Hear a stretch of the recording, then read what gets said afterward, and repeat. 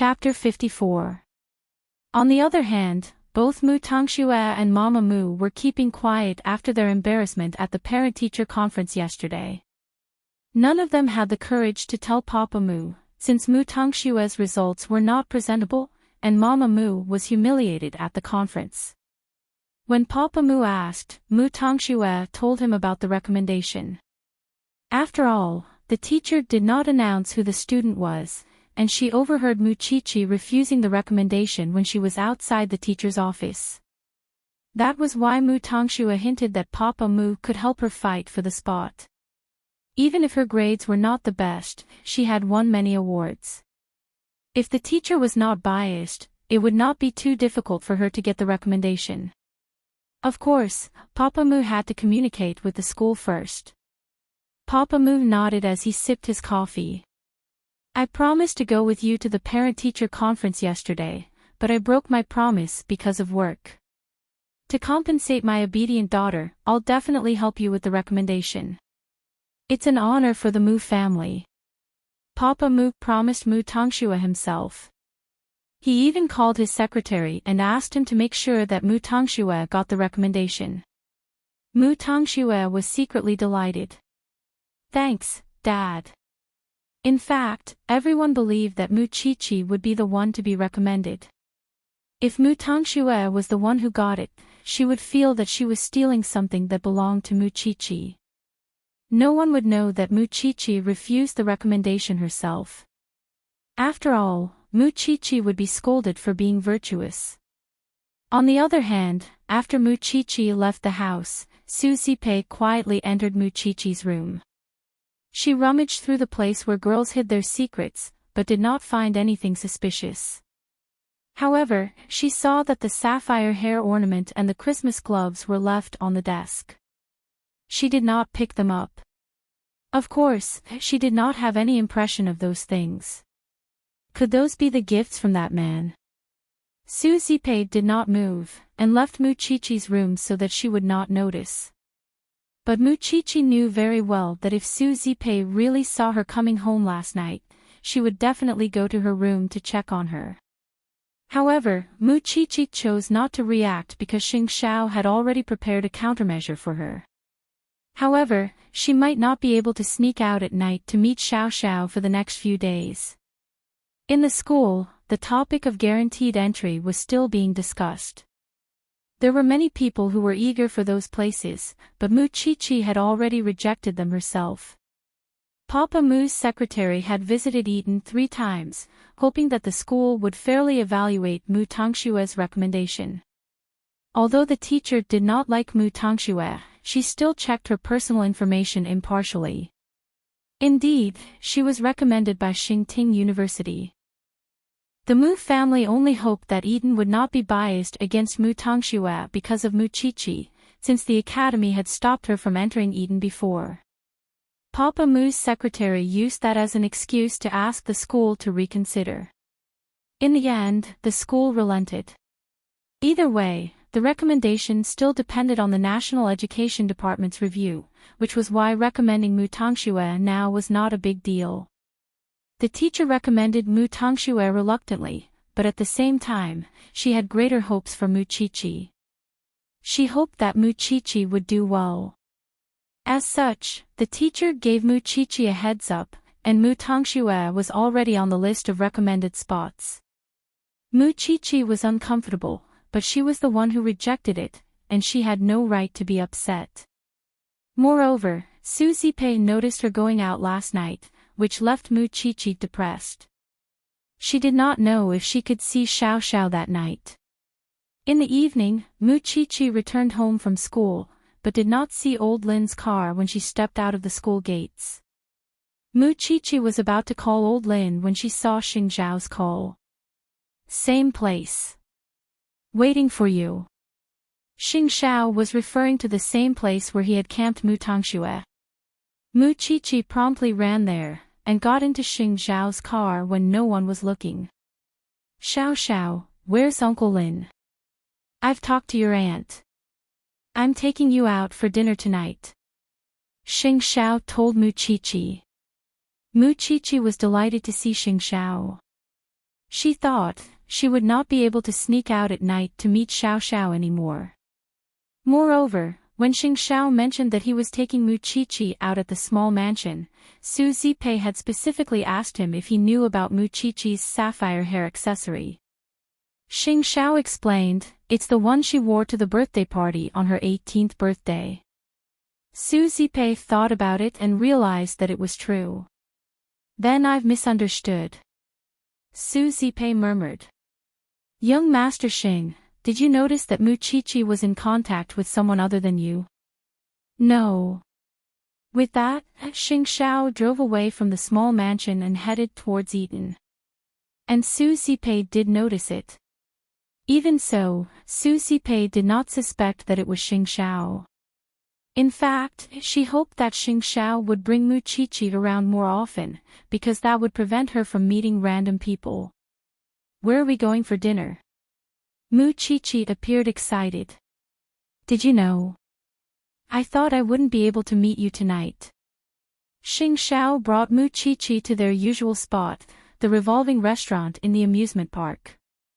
In the VIP room, Mu Qiqi promptly sat beside Xing Xiao.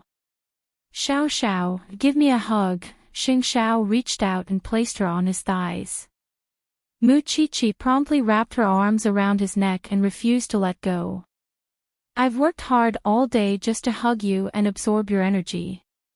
Xing Xiao ignored her and continued to put food in his mouth. Mu Qiqi quickly said at that. Don't eat. Wait for me. Xing Xiao did not say a word. Instead, he simply cupped Mu Qiqi's head and sent the food into her mouth with a kiss. Mu Qiqi's face was burning, but she was enjoying the sweetness and ambiguity between her and Xing Xiao at the same time. She was simply addicted. Then, Xing Xiao leaned Mu Qiqi back on the table and kissed her until they couldn't breathe. Stroking Mu Qiqi's swollen lips, Xing Xiao said longingly, I wouldn't have let you go so easily if you hadn't gone to university. Mu Qiqi understood what he meant and said, I can do it now. Chapter 55. Mu Qiqi looked at Xing Xiao from the side, her heart overflowing with happiness at the man she liked to the marrow of her bones. By the way, Xiao Xiao, my teacher told me that the school has given Mu Tangxue a recommendation. Xing Xiao turned to look at her at that. Are you sure? Yes. Xing Xiao said nothing else, and focused on his meal, occasionally feeding Mu Qiqi some food he had cut from his plate. Spoiling this little thing made him feel happy all over. Although the little one was still young and her temperament was uncertain, and her liking might just be temporary admiration, Xing Xiao did not intend to play around. The little one was not going anywhere for the rest of her life. After dinner, Xing Xiao went to the washroom. In fact, he had called Jing Yun and told Eaton to cancel Mu Tangshua's recommendation no matter what. Even if his Qiqi did not want it, Mu Tangxue had no right to take advantage of it. After dinner, the two leaned against each other and watched the night view of the amusement park. Xing Xiao's exhaustion seemed to have faded away as well, and he was completely relaxed. He was a man who should be attending high-class banquets, but he seemed to prefer staying by his little one's side. Because he knew that right now, he had the brightest time and the best of her life. Soon after nightfall, Mu Qiqi had to return to the small mansion. Although she could not see Xing Xiao at night, she felt energized after the kiss just now. Good night, Xiao Xiao. Xing Xiao did not let her go at once, but hooked his arm around her waist and pulled her closer, before whispering seductively into her ear, hurry up and go to college. Mu Qiqi knew what that was, and quickly freed herself from his arms, running all the way back to the small mansion. Xing Xiao followed her, and they stayed in the mansion for a few minutes before returning to the Xing residence. That was why Su Zipei was even more at ease. When they reached home, Xing Xiao found his mother sitting in his room, holding the cufflinks Mu Qiqi had made. He quickly snatched it and put it back into the box. Since when did you learn to take things without asking, Mom? Where did you get this cheap thing? You're still treating it like a treasure. A child gave it to me. Xing Xiao put the cufflinks in the drawer and turned to his mother. What's the matter? You haven't been around at night recently. Your father can't find you, Mama Xing replied. Eighth brother, it's time to think about your life. Xing Xiao sat on the sofa and leaned back. Mom, to tell you the truth, I like men. Mama Xing was stunned when she heard that. What nonsense are you talking about? I will definitely get married before I turn 28. You don't have to rush me anymore, Xing Xiao answered Mama Xing subconsciously. Are you satisfied now?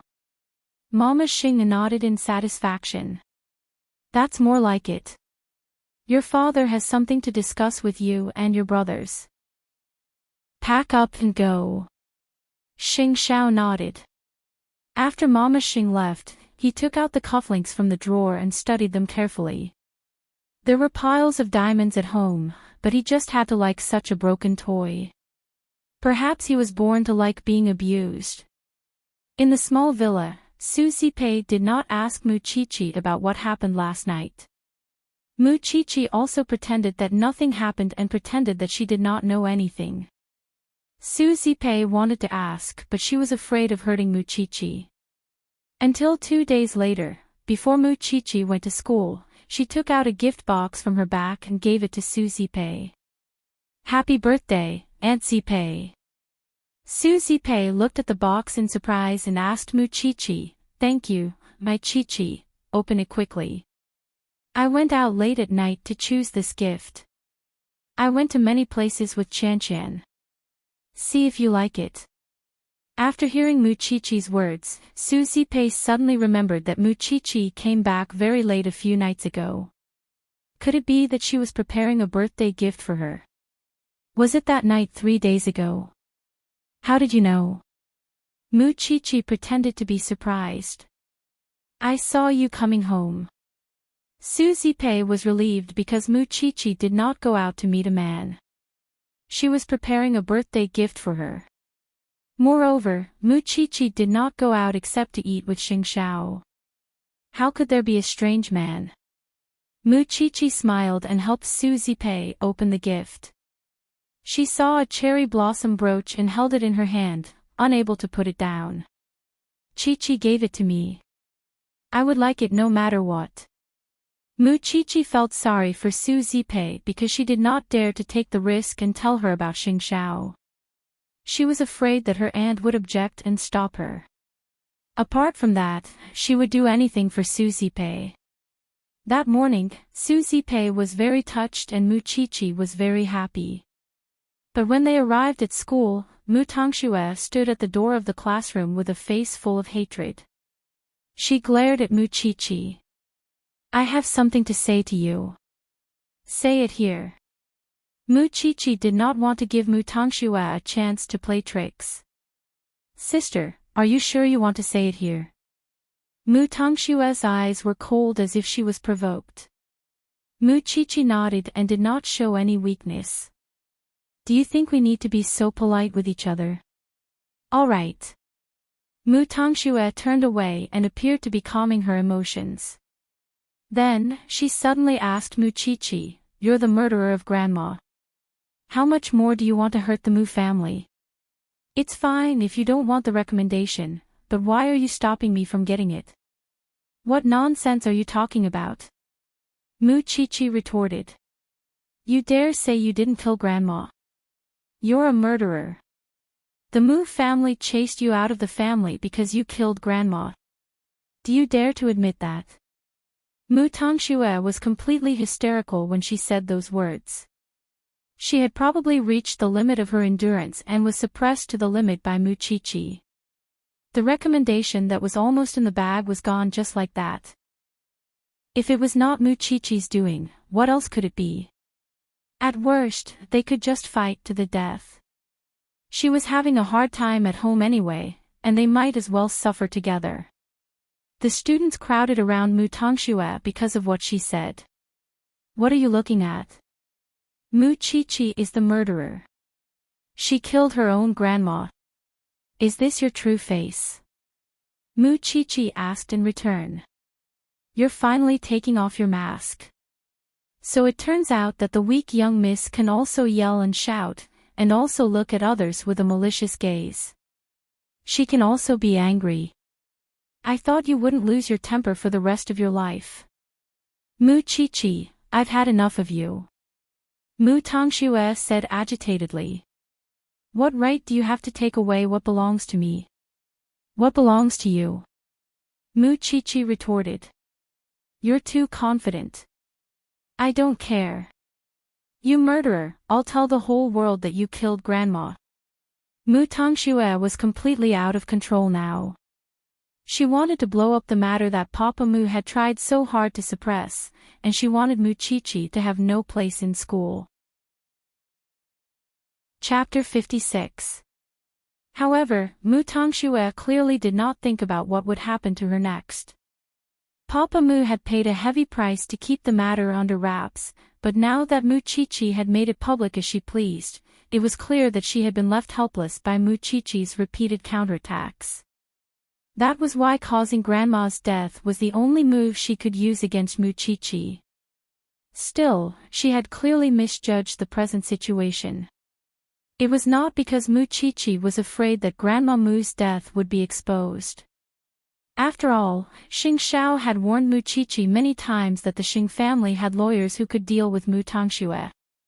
That was why Mu Chi-Chi did not feel any fear at all. Instead, she smiled at Mu Tongxue.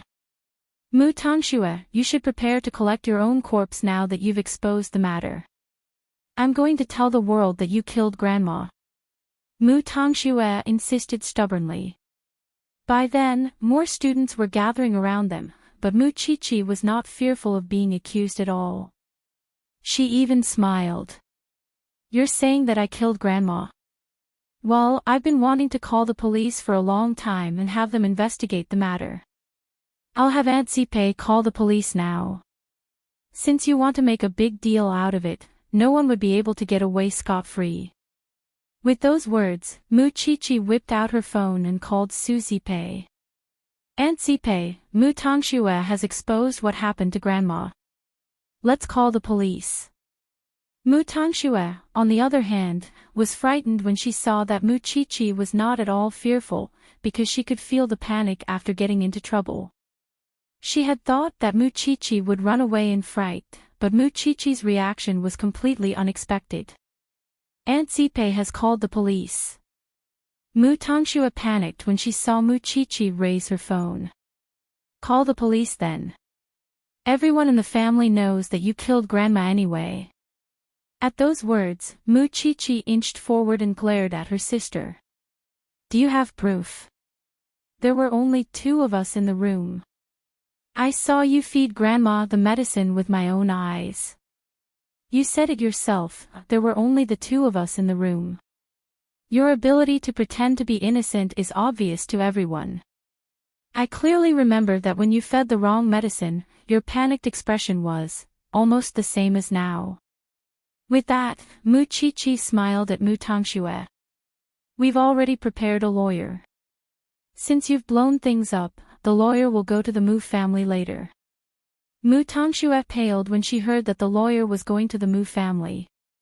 Since the matter has already been exposed, then, it won't be that easy to wrap things up. The whole city will know about the Mu family scandal very soon. By that time, the shares of Mu Group will fall. I'm not in the Mu family anymore, so it doesn't matter. But what about you? Mu Tongxue stumbled and lost her footing, falling awkwardly onto the ground. Meanwhile, Mu Chi-Chi sneered and turned to face the surrounding students. I'm sorry, everyone. It's just a family scandal. However, everyone will know about it through the news in the future. So, I won't explain any further. With that, Mu Chi-Chi walked out of the crowd, with Qian Qian following her not far behind. Qian Qian jogged to catch up with Mu Chi-Chi, and could not help asking along the way, and here I was wondering why you 2 sisters were like fire and water.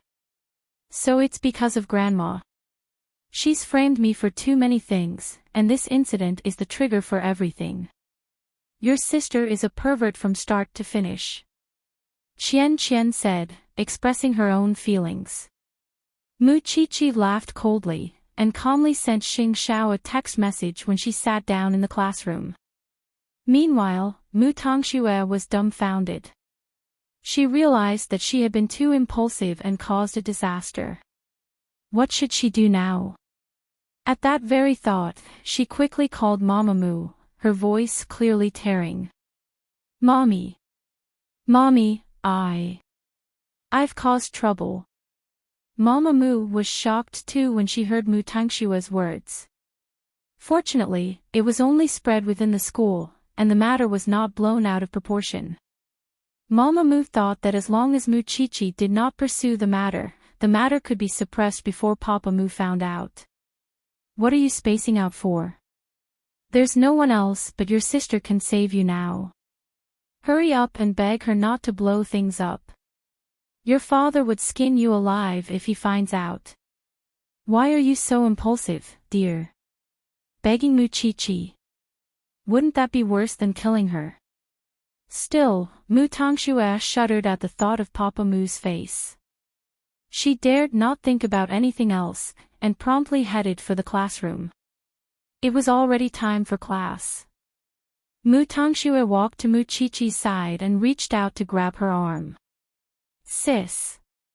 I was too angry just now and said something I shouldn't have. I apologize, please forgive me. Mu Qiqi nodded. Mu Qiqi freed herself from Mu Tongshua's grip, and asked her in return, didn't you say that you couldn't take it anymore? Didn't you say that I killed Grandma, and that the whole family knows? What? Now you realize that you said something you shouldn't have. Sis. I really didn't mean it. Please forgive me. Forgive. Mu Qiqi shot to her feet at that and glared at Mu Tongxue.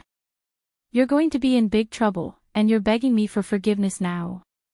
However, I haven't forgotten how your little sister was able to deal fatal blows to me with every single move she made. I don't care what the Mu family wants. I don't care either. But Mu Tongxue, you keep challenging my bottom line. Do you really think that I'm still the same Mu Qiqi you bullied and took the blame for half a year ago? I must get justice for Grandma's death. Either you admit that you killed her, or get the hell back to your seat. Don't try to frame me and apologize to me at the same time. You're so hypocritical it makes me sick. Do you understand? Mu Tongxue was really frightened this time, and did not know what to do at all. Mu Qiqi would not budge at all. She could only hide in the washroom and call her mother. Mommy. Sis won't budge. She said that she's going to get to the bottom of this. Mommy, what should I do? Don't panic. I'm coming to get you, and I'll bring you to your grandfather. He loves you the most, and he would definitely protect you. After the call, Mu Tongxue could only hide in the washroom, not daring to show herself because she had a guilty conscience. Mama Mu soon arrived at school, and found Mu Qiqi in class unscathed. In that very moment, she felt that Mu Qiqi was a cold-blooded demon. Chapter 57. Mu Qiqi watched as Mama Mu left with Mu Tongxue, but she did not care. She had once hoped that her mother would stand by her side and put in a good word for her so that her father would not blame her. But Mama Mu had always stood by Mu Tangshue's side. Now, she wanted to know what tricks Mama Mu would play to protect Mu Tongxue. Now, the students of the school finally knew why the twins had fallen out with each other to such an extent. Because human lives were at stake. They blamed each other, and Mu Qiqi was chased out of the Mu family because of that. Twins were born. From then on, the fates of the two sisters underwent an earth-shattering change. Qian looked at Mu Qiqi after class, shaking her head. Your sister is such a pervert. She's so good at acting. No wonder you're the one chased out. That's in the past. Do you think I can tolerate her now? Mu Qiqi snorted coldly. Qian smiled but said nothing, and gave Mu Qiqi a thumbs up. Xing Xiao soon read Mu Qiqi's message, and his lips curled into a playful smile. Since Mu Tongxue was so unwittingly seeking her own death, he would certainly fulfill her wish. Wouldn't he be wasting her good intentions otherwise? Mu Tongxue had bullied Mu Qiqi for so long, and Xing Xiao had been waiting for this day for a long time. He had an agreement with Papa Mu that he could not reveal it, but now, if Mu Tongxue came to him on her own, and he did not seize the chance, he would be letting down her good intentions. That was why he quickly called Jing Yun and had him call the police, and arrange for a lawyer and the media to make the Mu family pay the price. Soon, Papa Mu's secretary received a call from the police, saying that someone had reported a murder in the Mu family, and that the police were sending people to investigate the truth. Papa Mu's face fell at once. He rushed back to the Mu family without stopping, only to find that the police and the lawyers sent by Jing Yun were already waiting at the gates. Papa Mu had met the lawyer before. So, he immediately told him, "You didn't abide by the contract. You said that these things wouldn't be made public. Mr. Mu, don't get angry. This has nothing to do with us. It was your daughter, Miss Mu Tongxue, who leaked the news. She said such things in front of the whole school today. Miss Mu Qiqi has no choice but to ask us to report this to the police to prove her innocence," Mu Tongxue said. The lawyer appeared to be explaining, but in fact, he was pushing all the blame to Mu Tongxue from the start. Papa Mu's face turned red when he heard that. He was probably furious. "You can suppress the matter. Mr. Mu, you have to know what kind of school Eden is. Every student has a powerful parent behind them. Do you think they can be suppressed if the news gets out?" The lawyer asked Papa Mu. "Be good. Please blame your daughter. Actually, we didn't want to come here." The lawyer was very smart. He shirked all responsibility very cleanly. Papa Mu suppressed his anger. All he cared about was whether this incident would be blown out of proportion and whether Mu Group would be implicated. And where was that evil girl now? How daring of him to disregard his words. Then, the police asked about the incident. But Papa Mu told them, "There's no such thing. It's just a child's joke. That won't do. What if your daughter slandered Miss Mu Qiqi in public again? What should we do then?" The lawyer did not let it go. "If you can't cooperate, Mr. Mu, we can only send you a subpoena." The lawyer meant that he would have to go to the judge anyway. He would not let the matter go so easily. Furious, Papa Mu called Mama Mu right away. "Why aren't you back yet? Bring that little bitch back. Look at what she has done." Mama Mu was trembling when she received the call. She was hiding with Mu Tongxue at Grandpa Mu's place. After school, Mu Qiqi got into old Lin's car. She hugged Su Zipei when she got home. "Aunt Zipei. Good girl. You've suffered." Su Zipei could not help sighing. "Can I go out with Brother Xiao tonight? I want to know what happened to the Mu family and how Mu Tongxue is now." Mu Qiqi begged. "I'll come back before midnight to celebrate your birthday with you." "Silly girl. I've already received your gift. You can celebrate your birthday every day. Go." Su Zipei nodded. She knew that Xing Xiao was the only one who could help Mu Qiqi now. "Thank you, Aunt Zipei." Mu Qiqi called Xing Xiao and went to the revolving restaurant in the amusement park alone to wait for him. "Be a good girl and stay somewhere warm. You'll be punished severely if your hands turn cold," Xing Xiao replied. He then hurriedly dealt with the matter at hand so that his little one would not be worried. Mu Qiqi sat in front of the window of the revolving restaurant and watched the Ferris wheel turn slowly. Soon, Xing Xiao arrived.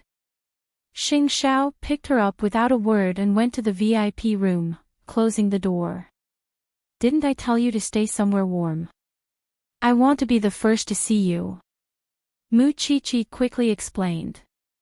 Xing Xiao lifted Mu Qiqi's chin and inhaled her fragrance out of habit. Then, he took out his phone and showed Mu Qiqi everything that happened when the lawyer visited the Mu family today. The lawyer recorded it secretly. Xing Xiao answered, wrapping his arms around Mu Qiqi. Mu Qiqi leaned against Xing Xiao's chest and watched the entire conversation between the lawyer and Papa Mu. Judging from Papa Mu's attitude, Mu Tongxue would be in deep trouble.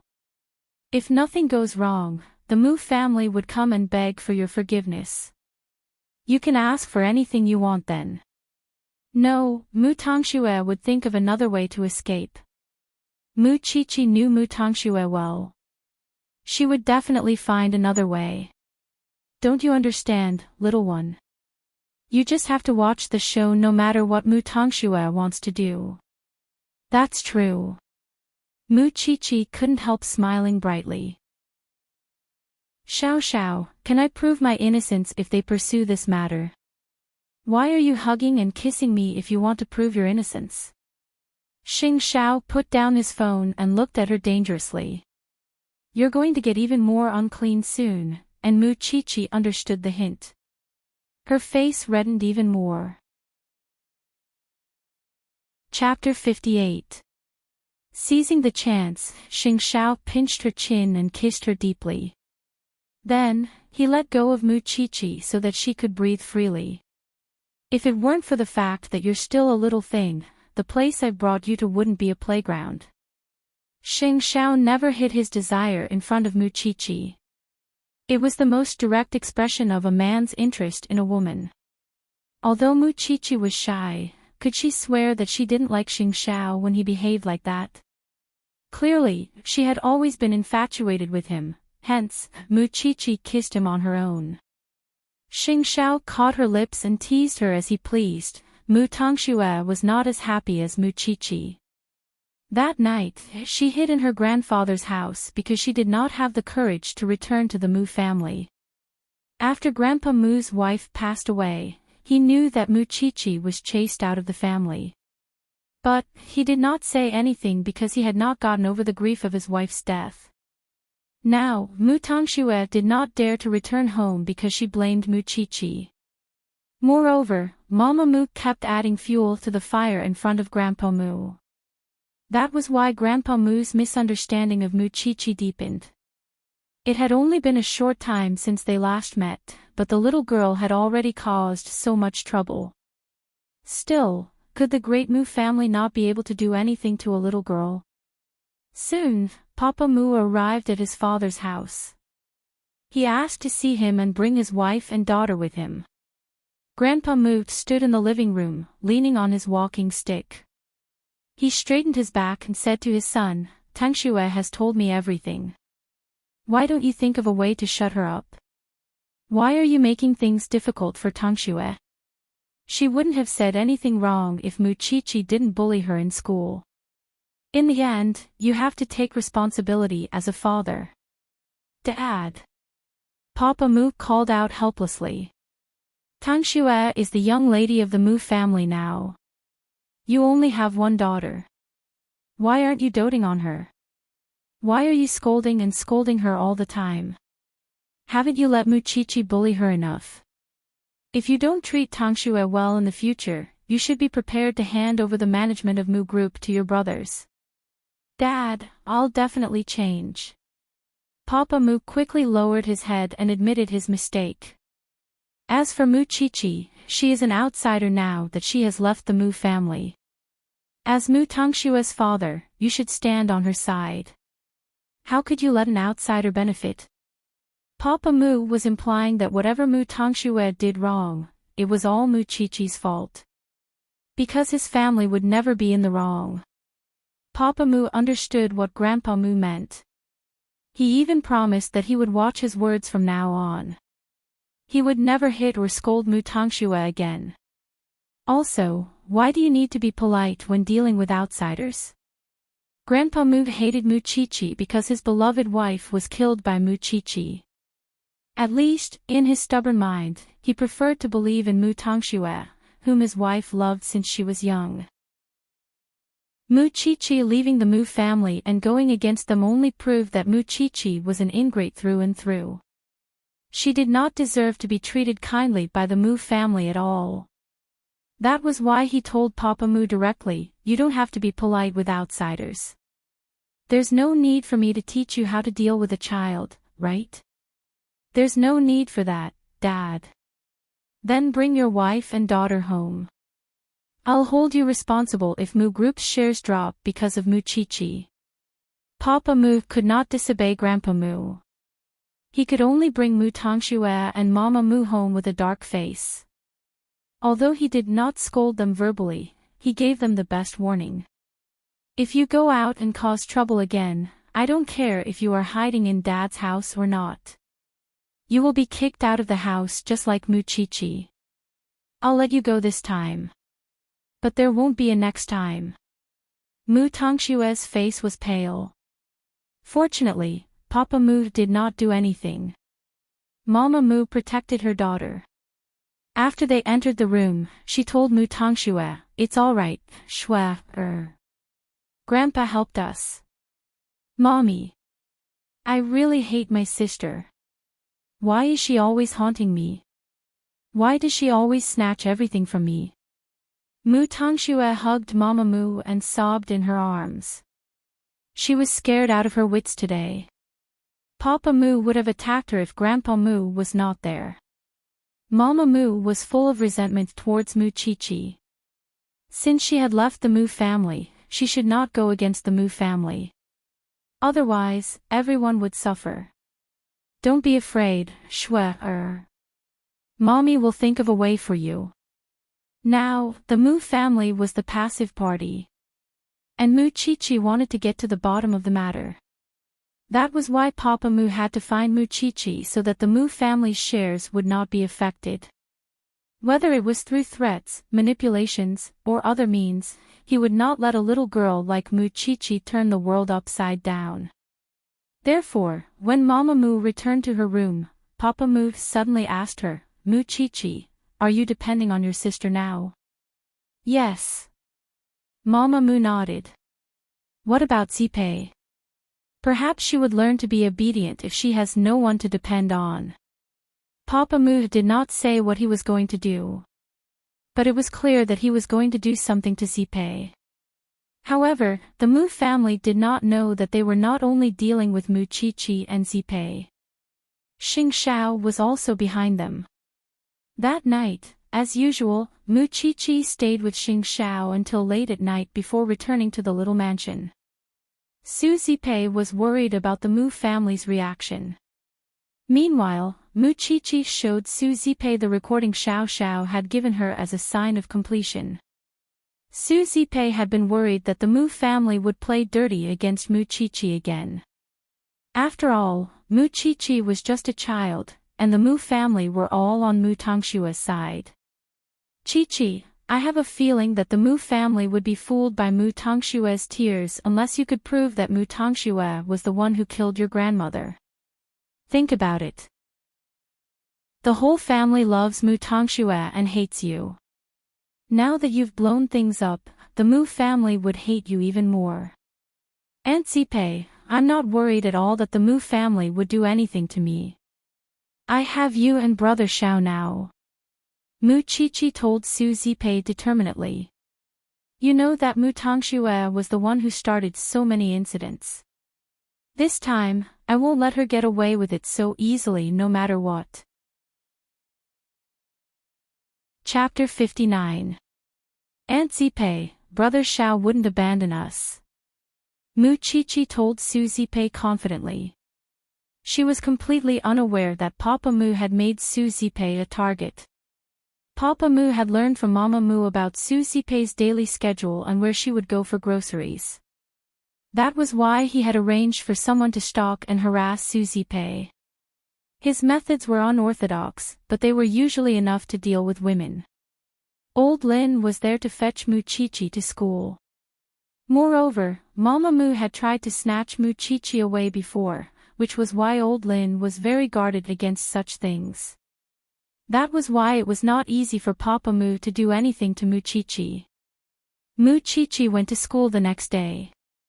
When she arrived, she heard from her classmates that Papa Mu had personally sent Mu Tangxue to school, and was now in the teacher's office. Mu Chi-Chi had already guessed that Mu Tangxue could escape Papa Mu's scolding. They were a family now, and Papa Mu would only side with Mu Tangxue no matter what she did. Holding her phone, Mu Chi-Chi thought about her aunt and Xing Xiao. At the moment, it was her entire world, and both worlds could collapse at any moment. But so what? As expected, Mu Chi-Chi was called into the teacher's office again. But this time, Papa Mu was not as arrogant and cold as before. Chi-Chi, I've discussed it with your father. It wouldn't be good for both you and Tangxue to blow up the matter regarding your grandmother. That's why we think it's best to minimize the problem. The teacher adjusted her spectacles and told Mu Chi-Chi. You're right, Chi-Chi. Tangxue didn't mean it, and we shouldn't bring it up now that it's over. You and Tangxue are about to take your exams, and it's better to focus on preparing for them. Papa Mu agreed with the teacher. I really want to focus on my exams, but Mu Tangxue wouldn't let it go. If I let her do it, who's going to care if she blabbers again? Mu Chi-Chi said stiffly. Moreover, since it's legal proceedings and the police have been called, let's do as they say. It's fine if you believe Mu Tangxue. I'll let the police investigate. Your grandmother has passed away for so long. There's no need to pursue this matter any further. You were chased out by your own parents, and you say you won't pursue the matter. That's too easy. Mu Chi-Chi insisted. All these years, you've always sided with Mu Tangxue and never treated me fairly. If that's the case, I'll find justice myself. Chi-Chi, stop fooling around. The teacher was getting anxious. Your exam is more important now. It's fine, teacher. Since she wants fairness, let her pursue it. As long as she doesn't regret it, it's fine. I'll be troubling you to take care of our Tangxue. With that, Papa Mu did not continue the discussion with Mu Chi-Chi. He was not here to discuss it with Mu Chi-Chi anyway. Therefore, he got up and left the school. Then, the teacher looked at Mu Chi-Chi and couldn't help sighing. Chi-Chi, don't get your life wrong. The most important thing for you now is to get into an important school, and not compete with Mu Tangxue in those aspects. Teacher, you're not the one who's being framed, but your parents clearly trust Mu Tangxue more than you do. Have you ever thought that they wouldn't stand on your side? If you go to court, wouldn't they stand by Mu Tangxue's side and accuse you? A daughter who was chased out was abandoned like an old shoe. Don't you get it? Even if you prove your innocence, it would mean nothing to your parents, because they adore Mu Tangxue more. They would tolerate her no matter how many wrongs she has done. You would always lose when it comes to your parents. You have to work hard and be more useful than Mu Tangxue in the future. You would create more value than Mu Tangxue, and only then would your parents truly regret it. I really want to ask why there are such parents in this world when I see you like this. But, there are such parents in this world. Didn't you see the news? There are mothers who would dismember their daughters into dozens of pieces. What's more, they would abandon you. At those words, her teacher put a hand on Mu Chi-Chi's shoulder and told her, listen to me. Teach Mu Tangxue a lesson while your parents can still negotiate. Don't overdo it, and keep a low profile. There are still many chances in the future. You're an adult now, Chi-Chi. Mu Chi-Chi was moved by her teacher's words. She knew that her teacher was truly thinking for her own good, and that if she continued to argue with Mu Tangxue about the culprit, both of them would suffer in the end. Moreover, the Mu family might come up with more devious tricks to deal with her and her aunt. Still, she was very unwilling to accept the fact that Mu Tangxue had accused her of her grandmother's murder in front of the entire school. Was there really no way to find evidence for this matter? Mu Qiqi had many thoughts on that day, especially when she saw Mu Tangxue. Their eyes met, and the hatred between them was so obvious that even bystanders could feel it. Still, Mu Tangxue did not bother Mu Qiqi that day, and the two acted as if the other did not exist. Still, when Mu Qiqi returned home from school, she noticed that her aunt's expression was not good. "Aunt Zipe, what's wrong? Are you not feeling well?" "No, you must be seeing things," Su Zipe quickly explained, touching her face. "What's with the scratch on the back of your hand?" Mu Qiqi quickly asked, grabbing Su Zipe's hand. Su Zipe sighed, and eventually told Mu Qiqi about being stalked and harassed today. Mu Qiqi knew whose masterpiece it was. Or rather, everyone knew it. "It was just a warning from the Mu family. I'm sorry, Aunt Zipe. You have to go through all this because of me." Su Zipe patted Mu Qiqi on the shoulder and comforted her. "It's fine, Aunt Zipe. Just be careful when you go out." Unable to hold back, Mu Qiqi whipped out her phone and dialed Xing Zhao's number. "Brother Xiao. I want to see you." Xing Zhao could hear the aggrieved tone in Mu Qiqi's voice over the phone, and promptly told everyone in the meeting is over for today. "We'll continue tomorrow." Everyone looked at each other, but none of them could do anything about the Crown Prince, and could only watch as he rose and left the meeting room. It would be weird if he was in the mood for a meeting when his little one was being bullied. Therefore, Xing Zhao drove straight to the little mansion. Meanwhile, Mu Qiqi and Su Zipe were sitting in the living room, both of them looking terrible. "What is it?"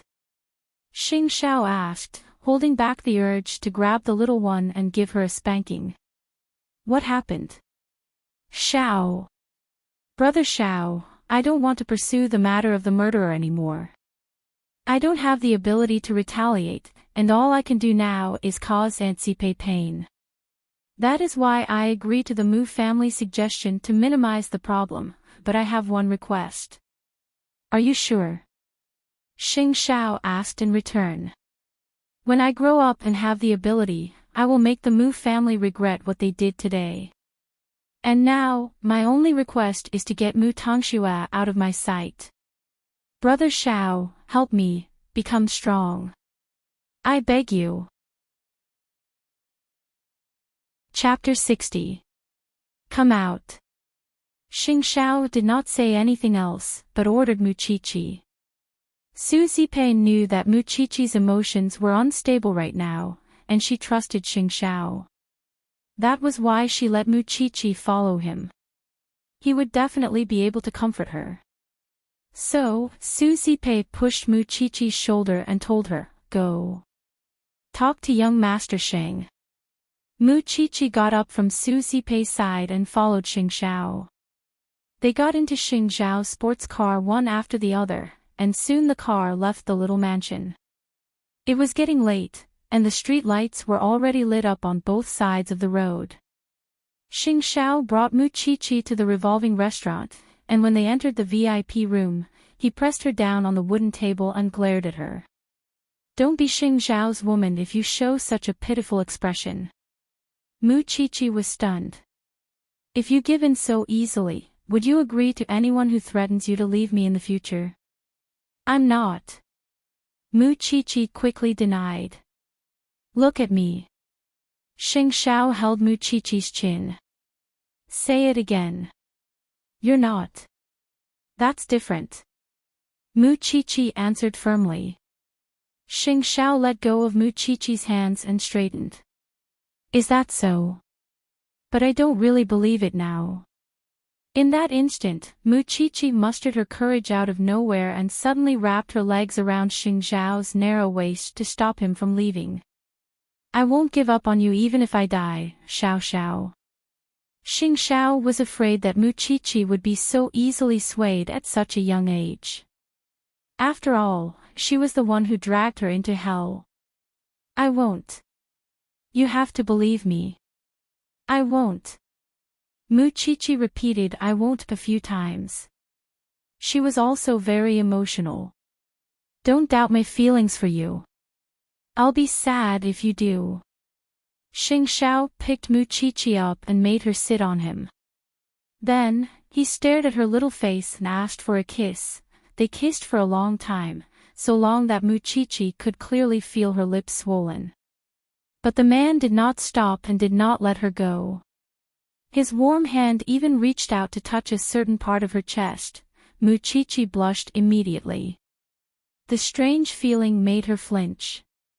"You are not allowed to escape. This is your punishment." Muchichi did not dare to move. She opened her eyes and looked at the handsome face in front of her. Actually, it did not feel bad, but she was very shy. "Xiao Xiao, promise me." Aunt Zipe was followed by the Mu family today. "I can't protect her now. I'm worried." "Are you going to suffer this loss for nothing?" Xingxiao squinted at her and asked teasingly. "It's not a free meal. Just as you said, I can ask for many things." Muchichi said seriously. "Xiao Xiao, there's still a long way to go." In the end, what was the reason for his anger? It was nothing more than the little thing suffering a loss. "I don't care anymore." Xingxiao heaved a sigh of relief. Although he was not satisfied with the sex just now, he said, "Let's go and take a look at the houses near Enchanting University.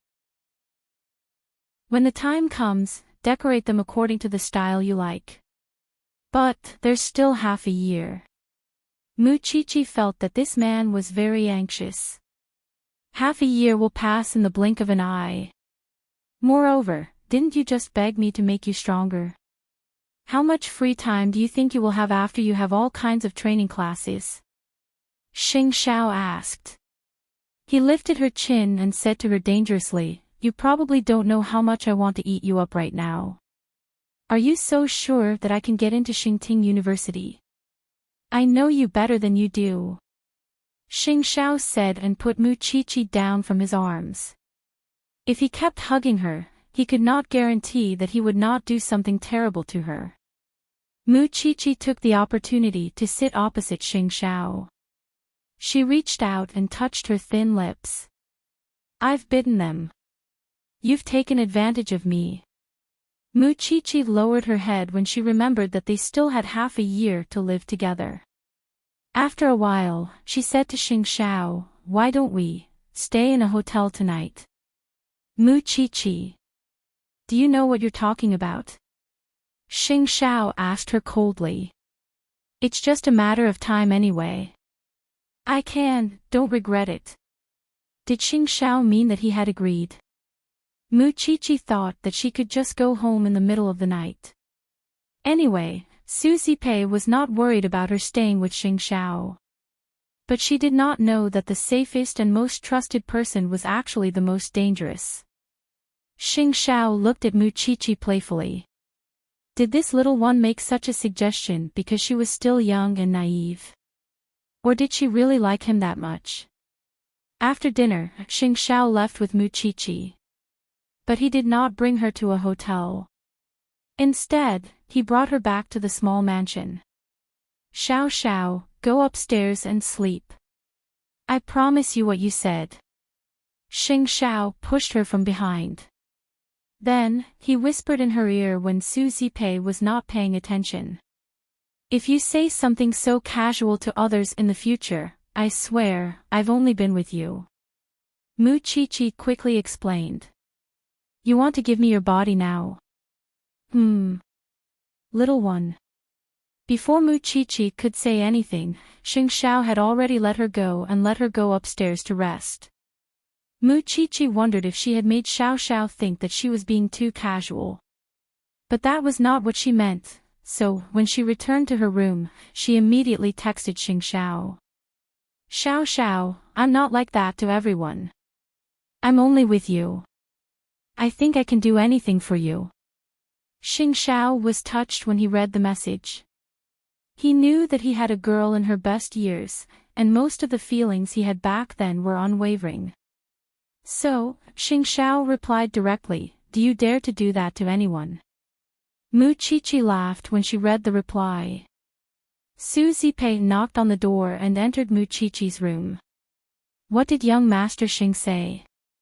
"Aunt Zipei, Brother Xiao agrees with what I'm doing. I won't fight Mu Tongxue to the end this time, but I will put forward some conditions for the Mu family." Mu Qiqi replied. "That's how it should be." Su Zipei nodded.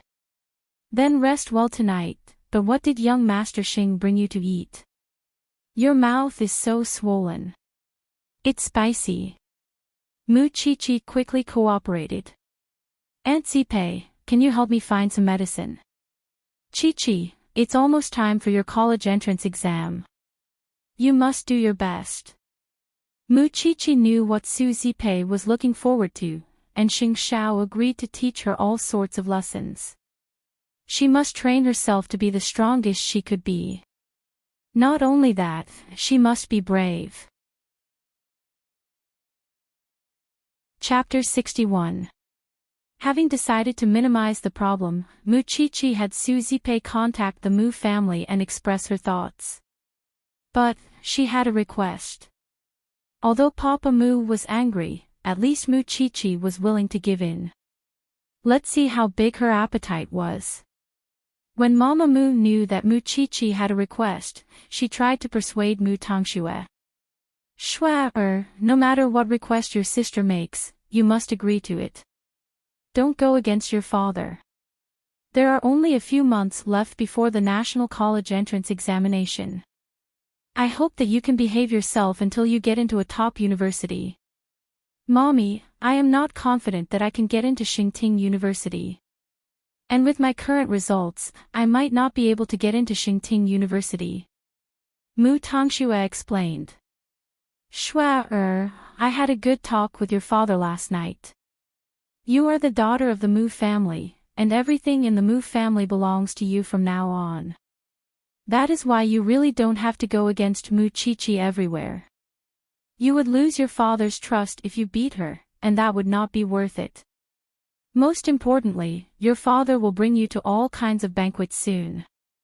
You will meet a lot of talented young men. You are not in the same class as Mu Qiqi. You must remember that you are degrading yourself by going against her.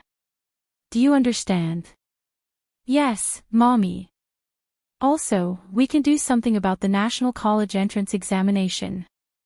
Mu Qiqi's results were stable and she was always one of the best. If Mu Qiqi performed well during the National College entrance examination, she would bribe the invigilator for Mu Tongxue. Then, she would change Mu Qiqi's name into Mu Tongxue's when they collect the exam papers. Let the two of them swap places. That way, Mu Tongxue would have a 90% chance of getting into Xingting University. Of course, Mama Mu only had a rough idea. She had not decided whether she would use it or not. So, she did not tell Mu Tongxue and the others. Let's see what Mu Qiqi wants tomorrow. On the other hand, Xing Xiao had decided to be with Mu Qiqi after half a year. So, he had to start planning to move out of the Xing family. So, he told Mama Xing about his idea. Mama Xing was reluctant. You don't want to live in such a big mansion. Why do you want to move out? Mom, when will you have a daughter-in-law when you go home every day? Xing Xiao asked. When Mama Xing heard that, she felt that it made sense. It's fine if you want to move out. But I have to help you choose and decorate the house. As you wish. Xing Xiao pushed Mama Xing out of the door. I'll wait for your news. Then, Xing Xiao returned to the sofa, holding the ugly cufflinks that Mu Qiqi had given him. For such a small thing, he had done everything he could and could do. He had thought of all the things that he shouldn't have done and thought of. But even if he was not accepted by everyone, he was determined to have that adorable little thing. Nonetheless, Mu Qiqi did not sleep well that night. She dreamed that Mu Tongxue had come to snatch Xiao Xiao away from her. Because of that, Mu Chichi woke up in the middle of the night. She sat on the bed and kept calling Xing Zhao's name. It was 3 in the morning. Mu Chichi did not want to disturb his rest, but still sent him a message. Xiao Xiao, could you not recognize me in Mu Tangxue? I had a dream just now. Mu Tangxue pretended to be me and snatched you away. Of course, there was no reply on the other side of the phone. But about 40 minutes later, Xing Xiao suddenly replied. Come downstairs. Mu Chichi sat up on the bed and looked out of the window. When she saw Xing Xiao's car downstairs, she quickly rushed out of the door. Did I wake you up? Xing Xiao hugged her under the moonlight. Do you think that everyone in the world has the same IQ as you? I didn't want to have such a dream. Xing Xiao got into the car with Mu Chichi. Then, he let her straddle him and lay on his chest. Sleep. Here. Mu Chichi exclaimed in surprise. You don't want to. I do. I do. Mu Chichi quickly answered. Xiao Xiao, tell me the truth. How did you distinguish me from Mu Tangxue? If I had a twin brother, would you not be able to recognize me? Xing Xiao asked her in return. How is that possible? Everyone has their own unique smell. I couldn't have mistaken you for someone else. Then why are you asking me? Mu Chichi thought about it and came up with a compromise. Why don't I get a tattoo? That way, you wouldn't mistake me for someone else. I'll tattoo your name on my chest. This time, Xing Xiao did not say anything. In fact, Mu Chichi mentioned something that interested him. Mu Chichi's words would fully satisfy a man's possessiveness. Still, wouldn't tattooing her name on her chest be the same as announcing it to the world? Moreover, there was no beauty to it. At that thought, Xing Xiao certainly felt that it was time to change Mu Chichi's image. That was why, while Mu Chichi was asleep, Xing Xiao reached out to stroke Mu Chichi's inky hair, while thinking about how to make her tattoo look good. And where should he tattoo it? What an irresistible little thing. Naturally, Mu Chichi could not keep sleeping on Xing Xiao's body. At 6 in the morning, before Su Zipei woke up, Mu Chichi hurried home. Before she left, Xing Xiao had told her many things to take note of about her request to Papa Mu. Since it was Mu Chichi's choice, he would respect the little one even if he did not agree, and did not like to force her. Su Zipei was completely unaware that Mu Chichi was spending the night outside. After waking up, she made breakfast for Mu Chichi and woke her up for school. Mu Chichi was in high spirits. With Xing Zhao's company, she unknowingly endured the pain the Mu family had inflicted on her.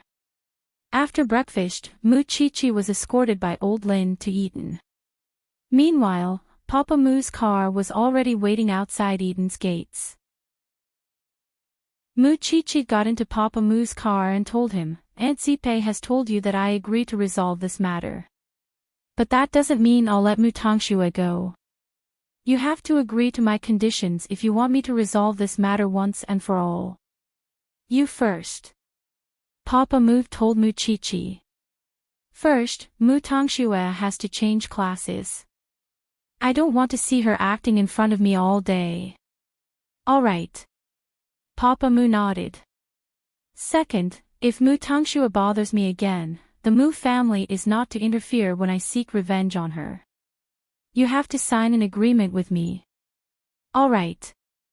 Papa Mu nodded again. Chapter 62. Papa Mu couldn't help chuckling coldly at Mu Chichi's words. Chichi, you're still a child. Why do you have so many tricks up your sleeve? You've really changed my opinion. Just tell me. Do you agree or not? I don't want to talk about other things. Mu Chichi did not want to talk to Papa Mu anymore. No, not even a word more than that. It's fine if you want Mu Tangxue to apologize. But slapping herself. Is that necessary? It is necessary. Mu Chi-Chi said firmly. I want her to remember not to mess with me, because she would pay the price sooner or later. Papa Mu was silent for a few seconds. Then, he nodded. I promise you. But you have to promise me that you won't tell anyone about this from now on. I don't want the media to know about it. Don't worry about that. I'm not as untrustworthy as others. With that, Mu Chi-Chi got out of Papa Mu's car. But before she left, she reminded him, remember to slap yourself to apologize. I know. Papa Mu had no choice but to nod. After all, it was his priority to appease Mu Chi-Chi. Mu Tongxue was the one who caused the trouble. Hence, she should be taught a lesson to remind her not to say anything in the future. Then I'll wait for her apology. With that, Mu Chi-Chi shouldered her backpack and entered Eton's main gate. Meanwhile, Papa Mu stared at Mu Chi-Chi's back with a meaningful look. Then, he told his driver, get Mu Tongxue out. Sir, are you really going to let Miss Mu Tongxue in front of the whole school? What else? After all, it's only in school. It's good for her to be taught a lesson. If she were to be schemed against by others in the future in the business world, she would have to break her teeth and swallow the consequences. Winner takes all, this has been the case since ancient times. Papa Mu replied. In fact, as long as Mu Tongxue was not involved in Mu Group, he would not care if Mu Tongxue was wronged. Soon, Mu Tongxue left the school gate, her face pale. She got into her father's car. Dad, you were looking for me. I've talked to your sister just now. She's willing to keep the peace. But, she has a few conditions, and all of them are against you. Mu Tongxue knew that Mu Chi-Chi would definitely teach her a lesson now that she had the chance. Dad, just say it. I'm fine. First, she wants you to transfer to another class. Second, she wants you to never appear in front of her again and never provoke her. Third, she wants you to slap yourself in the face and apologize to her in front of everyone. Mu Tongxue could already guess Papa Mu's answer after hearing his nonchalant words. He would definitely agree to Mu Chi-Chi. Tongxue, I know it. But I have no choice. You are Daddy's darling. You will definitely help Daddy solve this problem, right? Mu Group will to you. She looked at her. Dad, Mu, Tongxue, Mu. 2. That's good.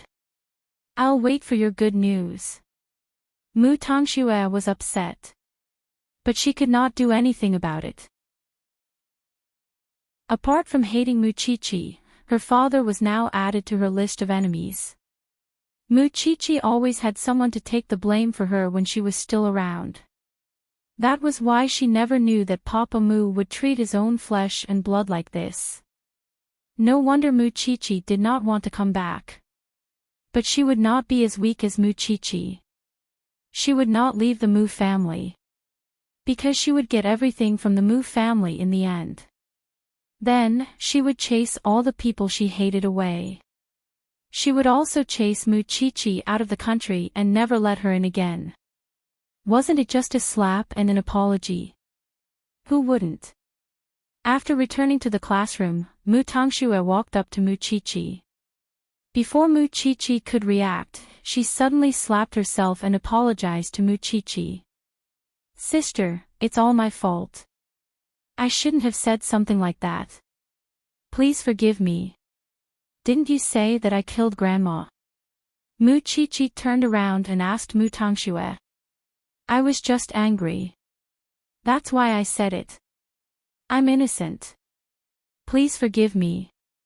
I won't say anything like that again. Qian's eyes widened when she saw Mu Tongxue suddenly apologizing to Mu Chi-Chi. She did not expect to see such a scene. What a long time to be alive. Speak louder. I can't hear you. Mu Chi-Chi demanded. Mu Tongxue slapped herself again, this time with an even louder voice. Sister, please forgive me. It's my fault for talking nonsense and causing you to be misunderstood by everyone. You didn't kill Grandma. I've wronged you. What? This time, the whole class heard it. Then, he sighed. Mu Chi-Chi was finally satisfied. She stood up and said to Mu Tongxue, if you provoke me again, I can be even more ruthless. It's not a big deal. I'm sorry, sister. Get out of my sight. Mu Tongxue did not meet anyone's gaze. She lowered her head and returned to her seat. Soon, the teacher came in and announced that Mu Tongxue would be transferred to Class 5. She was told to pack her things and personally escorted her out. White Lotus Mu is finally gone. It feels like the air in the classroom is so fresh now. Qian stretched lazily. She was very happy. Chi-Chi, how did you make that White Lotus apologize to you? It's nothing special. It's just a self-inflicted wound to kill 1,000 enemies. Mu Chi-Chi replied. And do you think she could stop her scheming mind? I humiliated her today. In the future, she would only come at me with more vicious methods. It's just that now is not the right time. It's really complicated between you sisters. Still, it's good that she's transferred. At least, out of sight, out of mind, right? Xiao Xiao had said that there would be many classes waiting for her. That was why she did not have the time to entertain Mu Tongxue. She had said that she must become stronger. She would never let the Mu family step over her. Once the bell rang, Mu Chi-Chi headed out of the classroom. Perhaps the news of Mu Tongxue slapping Mu Chi-Chi as an apology had spread, the other students were now looking at Mu Chi-Chi strangely. Still, she did not care. Mu Chi-Chi pretended not to see Mama Mu, who had come to pick Mu Tongxue up at the school gates. They brushed past each other. Chapter 63. After that, Mu Chi-Chi got into old Lin's car and returned to the little mansion. The foreign teacher was already there. Xiao Xiao was a man of his word. Su Zipei said to her, Chi-Chi, your grades are good enough. You still have to go through training after school. Can you handle it? Aunt Zipei, I have to be good at everything to be of my greatest value. Mu Chi-Chi replied.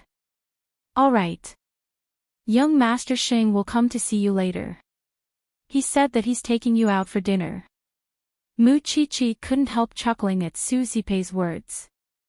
Xiao Xiao was getting better at using his position for personal gain. Recently, he had taken her out to do bad things under the pretext of advising her. Mu Chi-Chi didn't think much about it. She returned to her room to change her clothes and went to the study. Aside from studying, there was also music, chess, calligraphy and high-class etiquette. Mu Chi-Chi didn't want to lose her socialite temperament after leaving the Mu family and losing that environment. In fact, she didn't want Xing Xiao to be a joke in the future. After an hour of wine lessons, Mu Chi-Chi sent her teacher downstairs. She found Xing Xiao sitting in the living room, looking as if he was in a painting. Chi-Chi, what are you looking at? Young Master Sheng has been waiting for you. Su Zipei quickly said. He's so busy. Don't keep wasting his time. I'll come down right after I change. No need.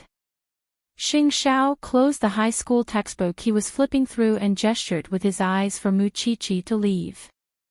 Mu Chi-Chi nodded and followed behind him. Once Mu Chi-Chi got into the car, Xing Xiao put his arm around her neck and kissed her on the lips. Xiao Xiao, I'm taking you to change your image today. Xing Xiao drove Mu Chi-Chi to a high-class image management center. To avoid being recognized, Xing Xiao purposely wore a pair of black glasses to hide his dangerous aura, making him look a little more refined. Then, Xing Xiao discussed with the stylist what style he should give Muqiqi. She was still a high school student after all, and the stylist suggested that Muqiqi should look befitting of her status. That was why the stylist gave her a beautiful medium short haircut and dyed it maroon, before slightly perming the ends of her hair. In the process, the stylist kept praising Xing Xiao. "I've never seen such a dedicated brother. If he wasn't her brother, could he be her boyfriend?" Of course, Muqiqi would never reveal their relationship.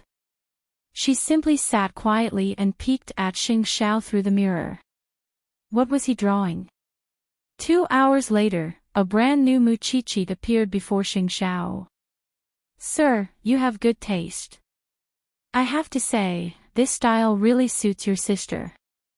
The stylist finished and applied some lipstick on Muqiqi's lips. Meanwhile, Xing Xiao stared at Muqiqi's thin, tender lips, reluctant to look away for some time. "Xiao. Brother, how is it?" Xing Xiao withdrew his gaze and nodded. "Not bad." Muqiqi liked the flamboyant smell too, because it matched Xing Xiao's temperament very well. Then, they left the image management center together. But before they reached the parking lot, Xing Xiao hugged Muqiqi and pressed her against a dark corner, kissing her uncontrollably. "Ugh!" Muqiqi was startled and quickly responded. It was only when both of them could not breathe that Xing Xiao let go of Muqiqi and led her to the sports car. "I couldn't bring you to the Xing family's designer shop because I can't expose my identity," Xing Xiao explained. "It's fine. It's good enough here," Muqiqi replied. "But why are we in such a hurry? Do you want to see me embarrass myself?" Xing Xiao said quickly. Muqiqi did not understand what he meant at first, and only blushed when her gaze fell below. She did not expect that the man would lose control like that after just one kiss. After returning to the car, Xing Xiao closed his eyes and calmed himself for a few seconds before bringing Muqiqi to the next place. Seeing that it was already late, Muqiqi said, "Why don't we go another day? I want to see the effect now." Muqiqi had no idea where Xing Xiao was taking her. She could only stay where she was. Then, Xing Xiao brought her to a quiet and elegant place. It was a small courtyard that was decorated in a Japanese style. Soon, a woman with a tattoo on her arm came out. She smiled when she saw Xing Xiao and Muqiqi. "You two must be my special guests today, right? I heard that you are the best tattoo artist in Jianchuan. So, I made an appointment to come here." "I know. That's why I'm waiting for you too. But, I have a question. What's your relationship with me? You should know that a tattoo is something that will last for a lifetime. It's very painful to wash it off. I've had many guests here. They would get the tattoo and wash it after that. So, I hope you two can be careful and avoid physical pain." The female tattoo artist in her 30s asked them. "Brother and sister?" Muqiqi replied. "Lovers," Xing Xiao replied. Muqiqi and the tattoo artist were stunned when they heard the word lovers. "Little girl, are you still a student?" "She's my possession," Xing Xiao replied. The tattoo artist smiled. She was smart enough not to ask further. Since they were high-class guests, she just needed to take care of them. "What kind of tattoo do you want? Where do you want it?" Xing Xiao gave the tattoo artist the drawing he had just drawn. "This is the English abbreviation of our names. You just need to make a sample according to the size I gave you." She had to admit that Xing Xiao's English handwriting was really beautiful. Moreover, it was just a normal size. Muqiqi did not have to suffer much. "Then, where should I tattoo?" Xing Xiao walked to Muqiqi. He used his index finger to lift the hair on Muqiqi's right ear.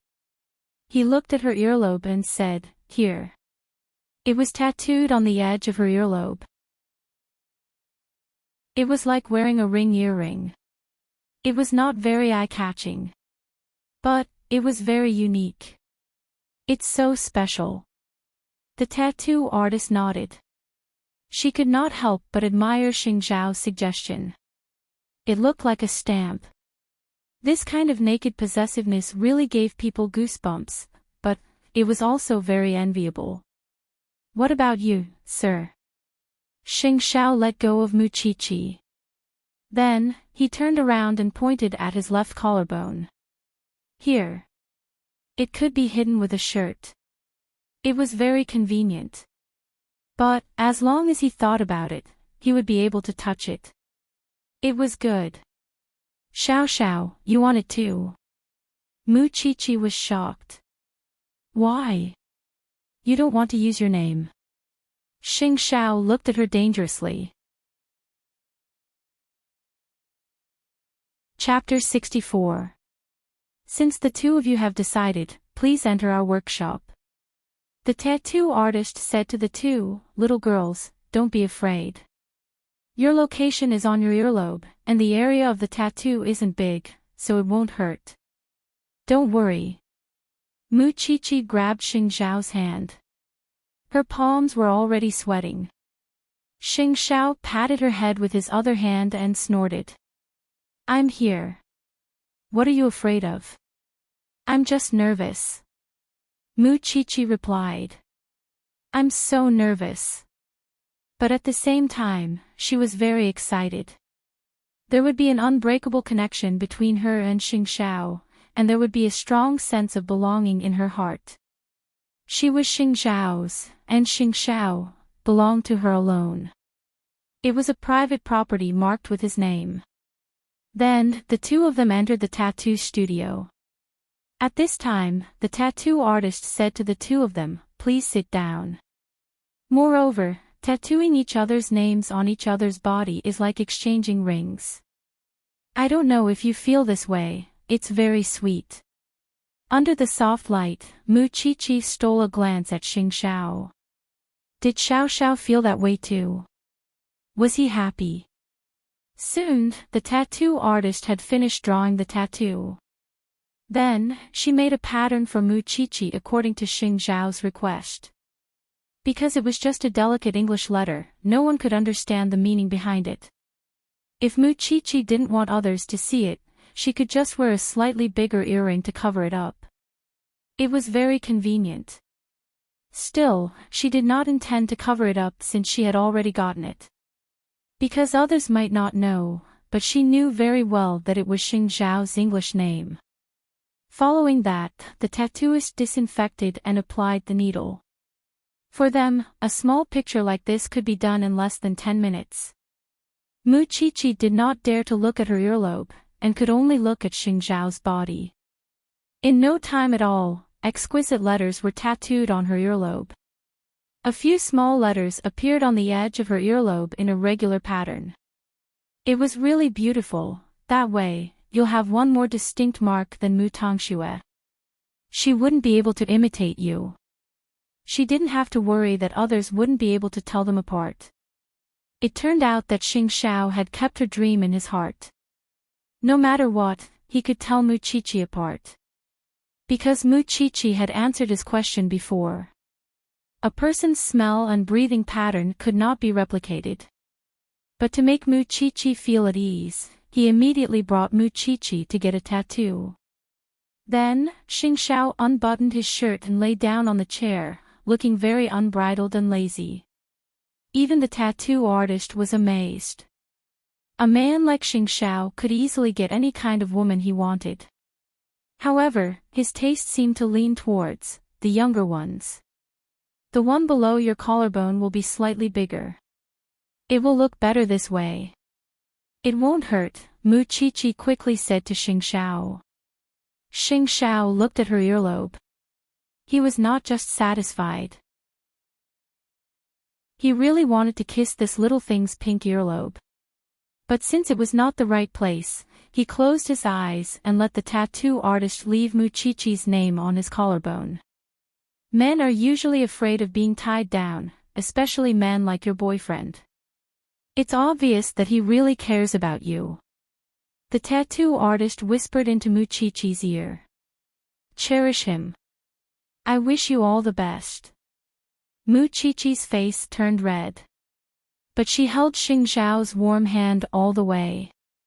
Although they tried their best to hide their relationship, it was not a capital offense if someone found out about it occasionally. In 10 minutes, Xing Xiao's body now bore another person's name. To Muchichi, Xing Xiao might have carved her name on his body, but to Xing Xiao, Muchichi's name had long since been carved into his heart and bones. After the tattoo was done, Xing Xiao asked the tattoo artist to keep the information a secret. Then, he left the quiet courtyard with Muchichi and was ready to return to the small mansion. However, when they reached a place where there was no one else, Xing Xiao suddenly stopped his sports car. What's wrong? Xiao Xiao. Xing Xiao hugged Muchichi. Then, he licked her red earlobe. Muchichi felt her whole body trembling. She felt weak. How sensitive. Xing Xiao smiled playfully. Then, he let go of Muchichi and continued driving. Muchichi blushed. She could not help scolding him. You are so naughty. You always tease me. You don't like it? Xing Xiao asked Muchichi. Of course I like it. It's the only way Xiao Xiao treats me. Muchichi was unfortunate after she left the Mu family. She had almost no family on her side except for Su Zipei. But at the same time, Muchichi was lucky. If she did not leave the Mu family, she would not have been able to save Xing Xiao and fall in love with him. If Muchichi had to start over, she would rather endure the pain of being slandered again. She just wanted to meet Xiao Xiao. How lucky she was that the person she liked her too. When they reached the small mansion, Xing Xiao said to Muchichi, "Let's go."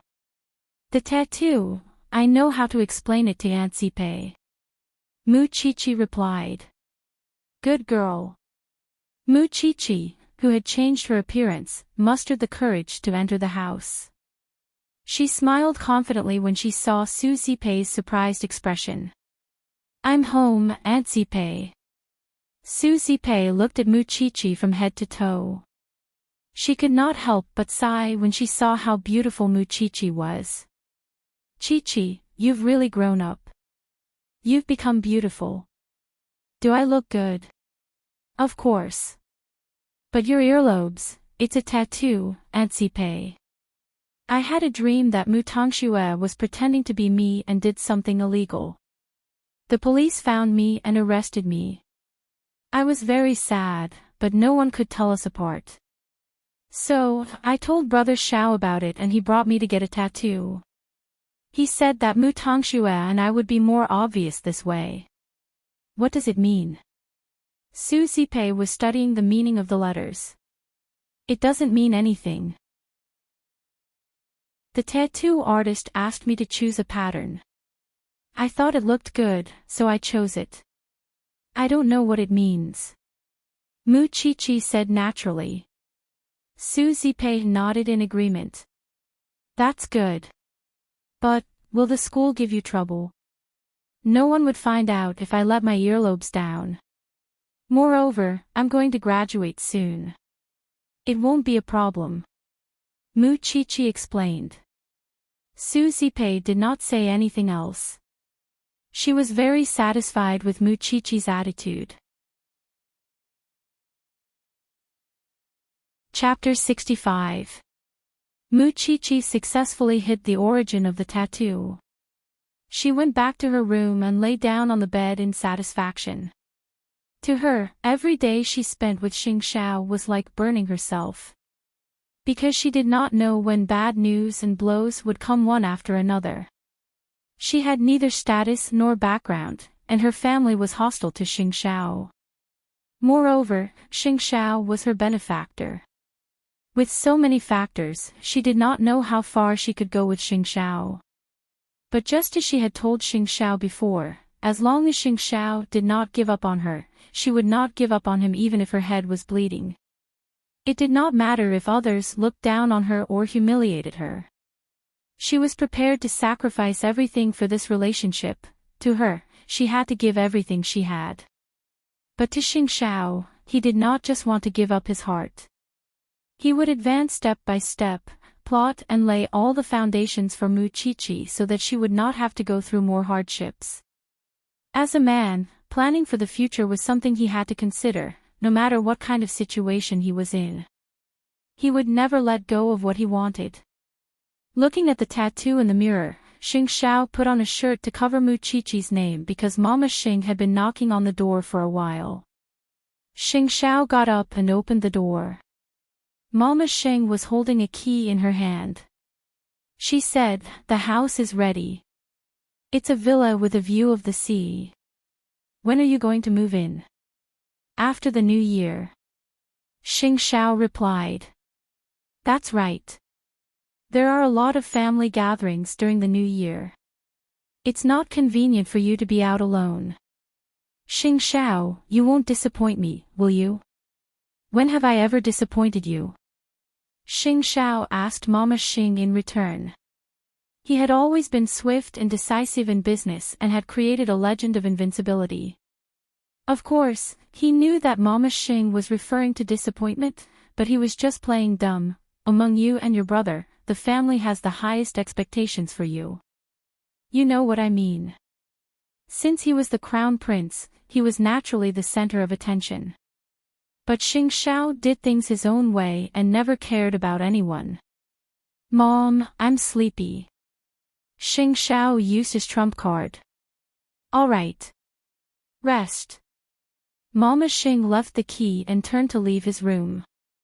Xing Xiao could devote a lot of energy to the Xing family's diamond empire, but he was destined to disappoint his family when it came to his personal life and feelings. Looking at the key that Mama Xing had given him, Xing Xiao put it in the drawer. He planned to let Jing Yun stay there because he wanted to create some human presence in the house so that Mama Xing would think that he was staying there. He had also prepared the key to the detached villa near Xingting University. When the time came, he would let Mu Qiqi go in and see how to decorate it. Previously, he wanted to bring Mu Qiqi to pick one, but it was too eye-catching. So, he had already asked someone to look for this villa. It was extremely secretive. The next day, Mu Qiqi went to school. Since her image had changed overnight, it was only natural that she would receive the attention of all the teachers and students. Such a Mu Qiqi was confident and dazzling. When Qian saw her, she couldn't believe it. "OMG, is this still my desk mate? Qiqi, I don't even recognize you anymore. Does it look good?" Mu Qiqi smiled. "Compared to White Lotus Mu from class 5, you're so much more dazzling, okay? I don't like obedient girls. I'm super satisfied. Who did this for you? I'm going to ask him too." Mu Qiqi looked at her exaggerated expression and couldn't help but say, "I'm not going to tell you." "Hey, what's on your earlobe?" Qian reached out and moved Mu Qiqi's hair away. When she saw the tattoo, she quickly covered her mouth. "Qiqi, you've become naughty. You actually got a tattoo. It's to distinguish Mu Tangxue." Mu Qiqi said faintly and signaled Qian to keep quiet. "But it's obviously a person's name. Hurry up and tell me. Who did you tattoo?" Qian knew what her youngest daughter was thinking. She knew that Mu Qiqi wouldn't simply tattoo a name on her ear. "That, the person you had a crush on in your diary." Mu Qiqi nodded as if admitting it. "It's so romantic. I want to go too." Qian hugged Mu Qiqi and played with her. Then, she covered Mu Qiqi's tattoo. "Qiqi, I know that you do everything secretly and don't want others to know. But I'm not someone else. I'm your good friend, Qian. Mu Tangxue can't be your good little sister, but I can be your good big sister." Do you understand? You can come to me if you need me. I know, Qian Qian. Mu Qiqi was very touched. Qian Qian really told her everything. However, she didn't hide it from Qian Qian on purpose. She just hoped that when the time was right, they would meet again. On the other hand, Mu Qiqi's appearance today had become a hot topic in the school. After all, everyone knew about her and Mu Tangxue. The two sisters were fighting each other, neither willing to let the other go. Still, judging from the current situation, Mu Qiqi definitely had the upper hand in every aspect. Whether it was her grades or the recognition of others. Mu Tangxue had been exposed several times in a row. That was why she was like a street rat in the school. Even though she was transferred to class 5, there were only 1 or 2 girls who could get close to her.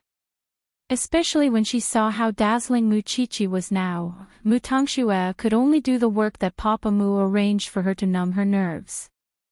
Because she didn't want to fall behind Mu Qiqi. She would be the person in charge of Mu Group in the future. But what about Mu Qiqi? She was just a sponsor. She had no background. There was no future for her in the future. However, Mu Tangxue's grades dropped even more when the final exam results of the semester were released.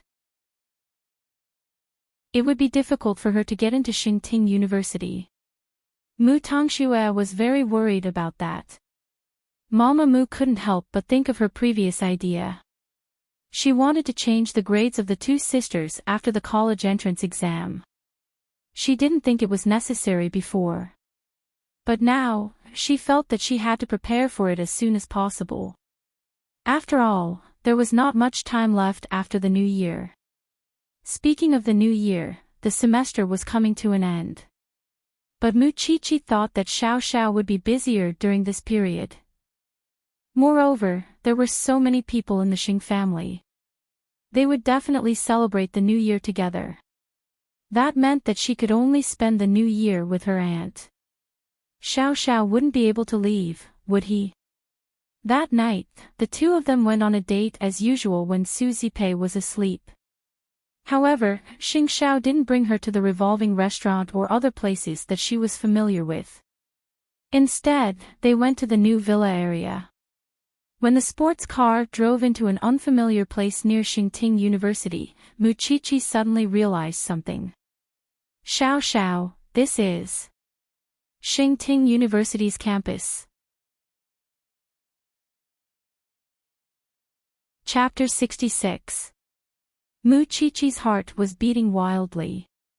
She was not mentally prepared for that. She felt that all of this was just an extravagant hope. She did not even dare to think that she could still live with him. Seeing that Mu Qiqi was speechless, Xing Xiao stopped the car in front of the villa and asked her, "What's wrong? Are you unwilling?" Mu Qiqi pushed the door open and got out of the car. When she saw the huge floor-to-ceiling glass, she was very excited. How could I not be willing? I'm just too willing. That's why I'm afraid. I'm afraid that everything will disappear from my eyes in the end. Xiao Xiao. Xing Xiao put his arm around her and opened the door with her. Don't be afraid. Just do your best. Mu Qiqi was led by Xing Xiao into the new home he had prepared for her. She felt as if her entire body was floating in the clouds when she saw the warm furnishings. It was so unreal. Then, Mu Qiqi was brought to the second floor. When he pushed open the door to the master bedroom, Mu Qiqi's cheeks were burning, and she did not dare to look at him directly. From now on, we'll sleep here. After saying that, Mu Qiqi did not dare to look up. He lifted her chin and asked, "Are you shy?" Mu Qiqi nodded, not daring to look into his eyes. Xing Xiao leaned over and kissed her. Then, he carried her horizontally and placed her on the soft bed. Mu Qiqi felt as if her heart was about to jump out of her throat, but Xing Xiao simply sat on the edge of the bed and told her, "I'm just letting you test if the bed is soft. You're teasing me again." Mu Qiqi glared at him, but there was nothing she could do about the demon. Xing Xiao caressed Mu Qiqi's earlobe with his long fingers. Go take a look at your cloakroom and study. Let me know if there's anything you want to change. I'll have Jing Yun prepare it. Mu Qiqi looked at him solemnly when she heard the name Jing Yun. Assistant Jing, do you know about us? Do you think you can hide from him? Xing Xiao smiled wickedly. Don't worry. It's not his place to meddle in my private affairs. So, you don't have to worry that our relationship will be leaked. But you have to tell me when you're willing to admit our relationship to the public. Mu Qiqi was very uneasy and panicked. You dragged me into hell, so you have to be responsible for me. At that, Mu Qiqi reached out and hugged him. I can do anything for you. Xing Xiao smiled and patted her head. Just sleep here tonight. I'll send you back tomorrow morning. Mu Qiqi did a double take. Could it be that Xing Xiao wanted to? What are you thinking? Little rascal. Xing Xiao smiled mockingly and got up from the bed. Take a shower by yourself. I'm going to the study for a video call. There's something I need to deal with in the United States. Then, where are you going to sleep? Where do you think I should sleep? Xing Xiao asked seductively beside Mu Qiqi's ear. Mu Qiqi's body softened, but she did not have time to think because Xing Xiao had already stood up and walked towards the study. What about her? After a nice shower, Mu Qiqi did not dare to think too much. She was afraid, but she would not stop him if he really wanted to. After all, she would do anything for the one she loved. So, Mu Qiqi took a shower in the bathroom. But she did not put on her clothes, and simply wrapped herself in a bathrobe and lay down on the bed. She was very nervous, and her mind was running wild. She was afraid that Xing Xiao would think that she was not simple, and would think of ways to seduce him. But she was, her feelings were really complicated. But she waited for Xing Xiao for about 3 hours. She almost fell asleep in a daze, and only heard the sound of Xing Xiao returning to his room. Xing Xiao looked at the little one on the bed. He saw her exposed arms and the clothes beside her, and knew that she was not wearing them. He really did not know how the little one could be so bold.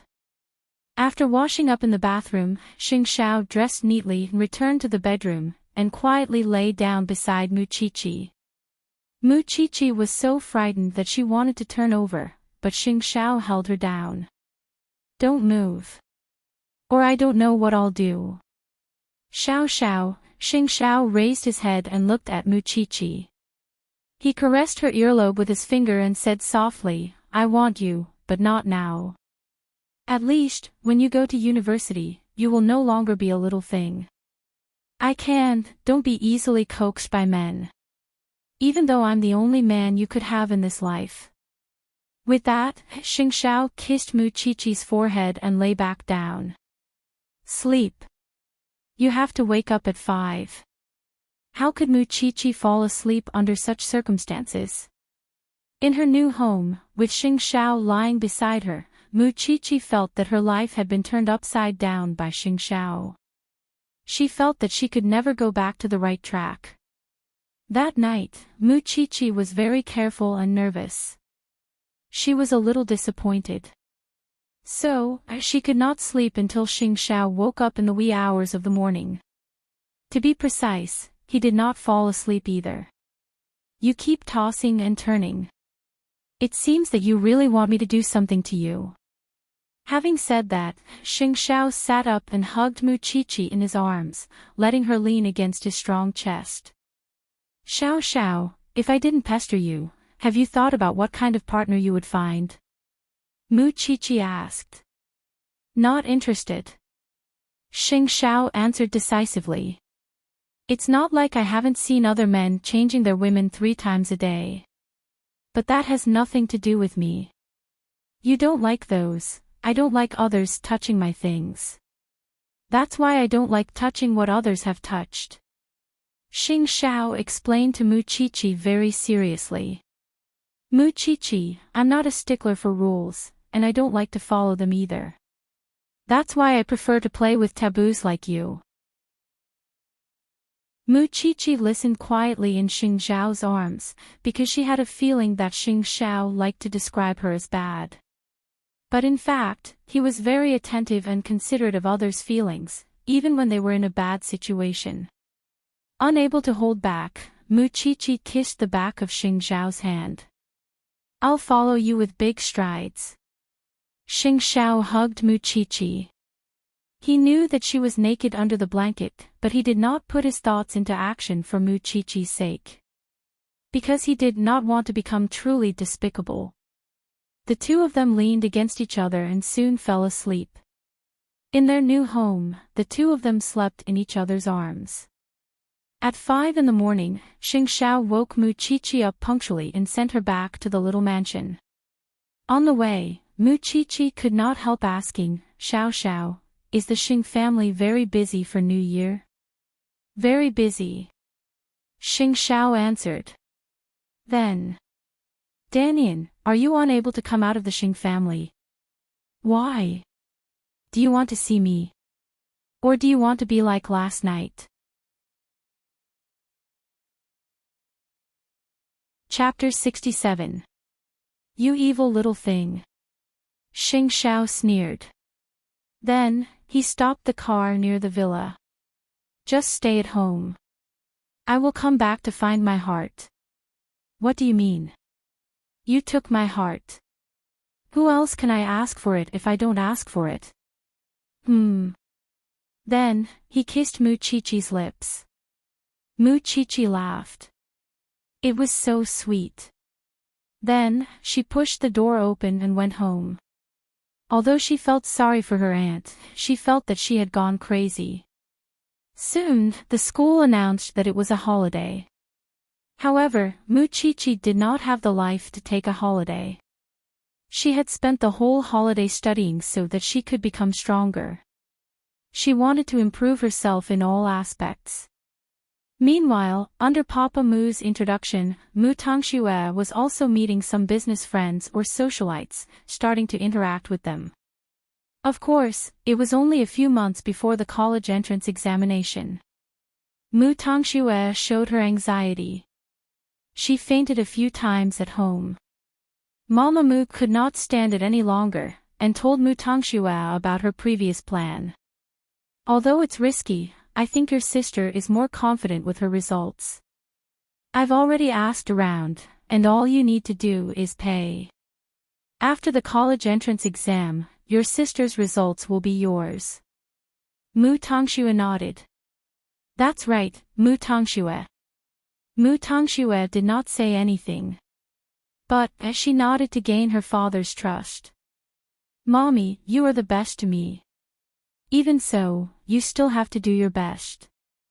If the exchange fails, you can still keep your results. Do you understand? Mu Tongxue knew that very well. Although she wanted to hand in a blank paper and let Mu Qiqi score 0, it was not realistic. Moreover, it would be easy to be discovered.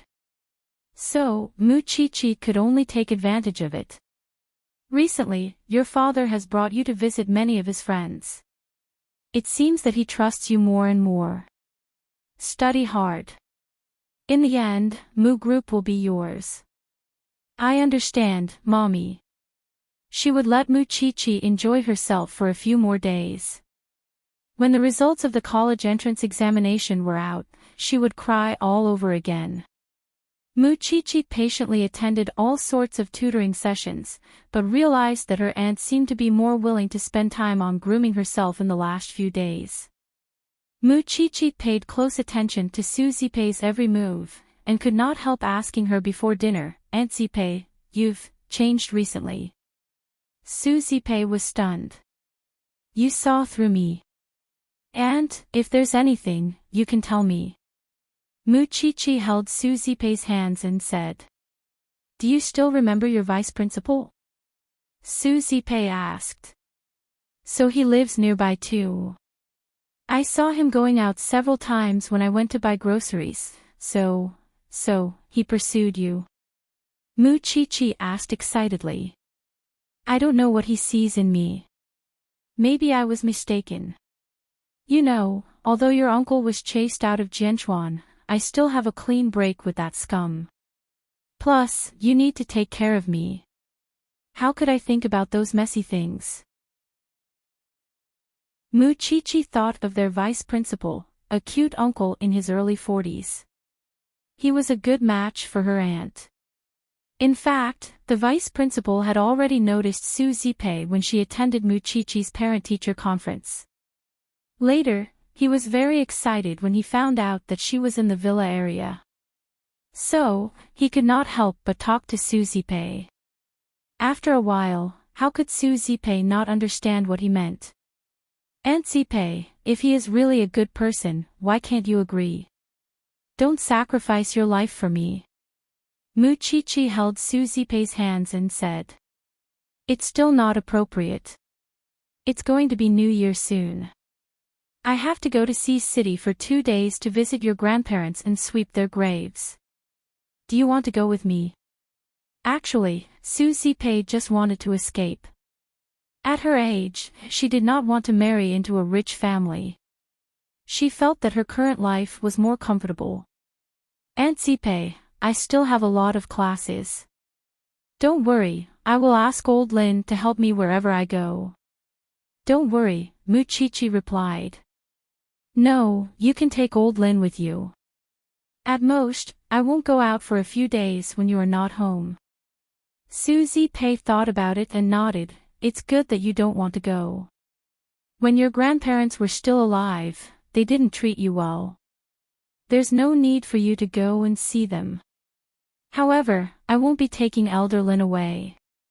You can go wherever you want or find your classmates to play. But there's one condition. You must keep in touch with me. I understand, Aunt Zipei. Mu Chi-Chi was already an adult. It was not a problem for her to stay at home for a few days. Moreover, old Lin was there. Su Zipei was busy now. So, she did not have time to care about Mu Chi-Chi. All she wanted was to leave for a few days to calm down. So, Su Zipei packed her luggage that night. Mu Chi-Chi was a little disappointed when she remembered that she had never been apart from her aunt. Aunt Zipei, I really hope that you can be happy. Su Zipei smiled and caressed Mu Chi-Chi's head. I will come back before New Year to spend the New Year with you. Got it, Aunt Zipei. Mu Chi-Chi sent Su Zipei off and told Xing Xiao about it. Since Su Zipei was not home, Xing Xiao went straight to the little mansion to have supper with Mu Chi-Chi. What do you want to ask me? The vice principal of our school is wooing you. But you think that she is not good enough for him and rejected him. Mu Chi-Chi told Xing Xiao. Xiao Xiao, you know the vice principal, don't you? You want him to be your uncle. I just think that when I get married, Aunt Zipei would be all alone. Mu Chi-Chi said sadly. I hope that she can find her own place. She is still so young. Marry? Xing Xiao chuckled and pinched Mu Chi-Chi's chin. Do you think you can still get married? Why can't I? Mu Chi-Chi retorted. You have already slept on the same bed. Who else do you want to marry? Xing Xiao asked Mu Chi-Chi disdainfully.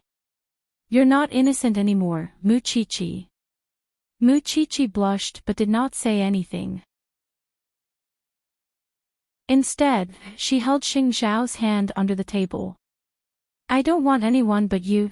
Satisfied, Xing Xiao told Mu Chi-Chi, I have a business trip tomorrow. I will be back the day after tomorrow. Chapter 68.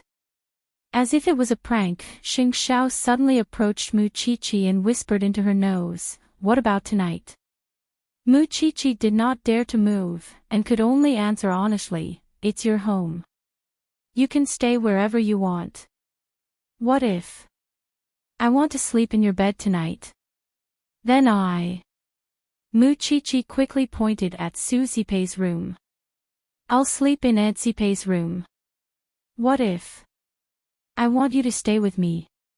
Then Mu-Chi-Chi could not say anything, because Xing Xiao's kiss was already on her lips. Mu-Chi-Chi was already used to kissing him so intimately. Still, she could not concentrate at home, because she was afraid that Su-Zipei would come back at any moment. Perhaps sensing her absent-mindedness, Xing Xiao released her lips and carried her horizontally on the dining table. Scared? Mu-Chi-Chi was stunned and nervous. I'm afraid that Aunt Zipei would suddenly come back. Guilty conscience. Xing Xiao deliberately made Mu-Chi-Chi look straight at him and kissed her again. This time, he deliberately swept her lips and tongue so that she did not have the energy to think about anything else, and in just a moment, Mu-Chi-Chi went limp and leaned against Xing Xiao's chest. Little rascal, your aunt won't come back. Mu-Chi-Chi hugged Xing Xiao's narrow waist tightly, deeply inhaling the faint scent of his body. Xiao Xiao, how could I like you so much? Xing Xiao took the chance to pick her up and walk step by step to her little room. Mu-Chi-Chi was so nervous that her heart was beating like a drum. She was afraid, but at the same time expectant. Soon, Xing Xiao kicked open the door to Mu-Chi-Chi's room. He had not entered Mu-Chi-Chi's room since the little mansion was given to them. Seeing that her room was filled with books, Xing Xiao put Mu-Chi-Chi on the bed and held her hands. Are you looking forward to it? Mu-Chi-Chi blushed and could not help biting her thin lips. Xing Xiao chuckled and let go of her. You wish. Mu-Chi-Chi knew that he was teasing her. So, she got up and locked the door. Now, she would not be afraid even if Su-Zipei came back. However, Xing Xiao laughed out loud. Little rascal, you don't have the slightest potential to do bad things. My car is down there. Before I met you, I never dared to do such a thing. Mu-Chi-Chi confided in Xing Xiao boldly. I won't be kissing and hugging a man so frequently at this age. I won't be teased by him in all sorts of places. Xing Xiao sat on the bed, his eyes glinting with a sharp gaze. He was like a sharp eagle, staring at his prey. She could only take out her pajamas from the closet and said to him, I'm going to take a shower, go. Xing Xiao lay on the small bed and said, I'll leave in a while. Then I won't bother with you anymore. You're too despicable. With that, Mu-Chi-Chi entered the bathroom. Suddenly, she remembered the night she was sold. Xing Xiao was injured and sat outside, waiting. In the end, he even called the hotel manager over just to open the door for him. Now that he thought about it, the situation was completely different. Mu-Chi-Chi quickly finished her shower and returned to the bedroom, only to find Xing Xiao lying on her bed with his eyes closed. Mu-Chi-Chi smiled knowingly. Just as she was about to cover him with the blanket, he rolled over and pinned Mu-Chi-Chi beneath him, locking her firmly. Sleep, Xiao Xiao, I told you, you're too young. Xing Xiao made his stance clear, but changed his position so that Mu-Chi-Chi could lie more comfortably. It was the first time Xing Xiao spent the night in Mu-Chi-Chi's room. For Mu-Chi-Chi, it was another kind of shock. She liked this man too much. That was why she was willing to take the risk. In the dark, Xing Xiao kissed Mu-Chi-Chi's forehead and her alluring earlobe. The little one had no idea how torturous she was. That was why Xing Xiao waited until Mu-Chi-Chi fell asleep and checked the safety of the little mansion before driving away. After all, he was not confident that he would really swallow the little one if he stayed. It was hard to imagine that the great crown prince of Huangyao would have to restrain himself if he wanted a woman. Because he was waiting for the apple to ripen. When the day came when it turned red, he would eat the little one until nothing was left. The next day, Mu-Chi-Chi was woken up by her phone ringing. She quickly woke up when she saw that it was her aunt, because she thought that Xing Xiao was still in the mansion. But when she saw that the room was empty, Mu Chi-Chi answered the call. Aunt. Chi-Chi, are you okay being alone at home? Are you scared? Su Zipei, who was in the car, wanted to call Mu Chi-Chi to make sure she was safe. Don't worry, Aunt. I'm fine. Mu Chi-Chi quickly answered. That's good. Have fun with your classmates today. At the mention of classmates, Mu Chi-Chi only remembered that she had a date with Qian. So, she quickly got up and hurried to the place where she had agreed to meet Qian. Qian panicked. Why are you only here now? I fell asleep. I'm sorry, Qian. Mu Chi-Chi quickly explained and presented breakfast to Qian like a treasure. Only then did Qian calm down. Get in the car. Let's go to Z City. Why are you going so far? I want to see the person I like. He is studying in Z City. Qian explained to Mu Chi-Chi. Let's go. We won't make it if we are late. Mu Chi-Chi did not tell Xing Xiao where she and Qian were going. And Xing Xiao did not tell Mu Chi-Chi where he was going. When they arrived in Z City, Qian brought Mu Chi-Chi to the entrance of a private high school. Mu Chi-Chi looked at Qian's expectant face and could not help but smile. So, you are in love too. Pfft. We are all adults. Who doesn't have someone they like? Qian winked at Mu Chi-Chi. Then how do you know him? He is my neighbor's child. In Mu Chi-Chi's heart, Qian should like a warm and caring man. But when he walked out of the school with silver hair, Mu Chi-Chi only saw an arrogant little boy. Xiao. Why did you come to me? The boy walked to Qian with a disdainful look. He even smoked a cigarette in front of her. It made Mu Chi-Chi's impression of him very bad. But it was easy for a rich boy to get a disease as if the whole world revolved around him. It's the holiday. I miss you. Duan Xiao and snorted and walked in front. He brought Qian and Mu Chi-Chi to the high-class club he was familiar with. Let's play billiards together. Mu Chi-Chi did not like the noisy environment. Because this place could not withstand Xing Xiao's phone calls. But when she saw Qian was so happy, she could not leave. Perhaps what she feared had come true. So, when Xing Xiao called her, Mu Chi-Chi was so scared that she hid in the washroom. Xiao. Xing Xiao was a sensitive person. How could the crown prince not know about this kind of occasion? When he heard the music, he asked her immediately, "Where are you in the bar?" Mu Chi-Chi was helpless. She could only tell Xing Xiao what happened today. And when Xing Xiao heard that she was in Z City, he immediately asked, "Which club are you in?" Chapter 69. Stay there and don't move. Mu Chi-Chi hung up the phone and returned to the hall. She could not help but sigh when she saw so many rich young men and ladies squandering their time in the club.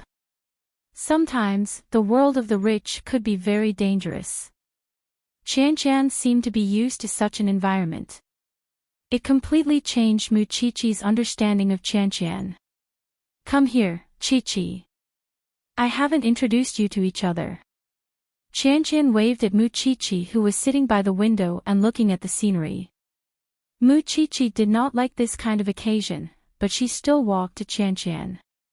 Xiao, and this is my good friend, Mu Chi-Chi. Chi-Chi, this is my boyfriend, Duan Xiao. And Mu Chi-Chi glanced at him and then looked away.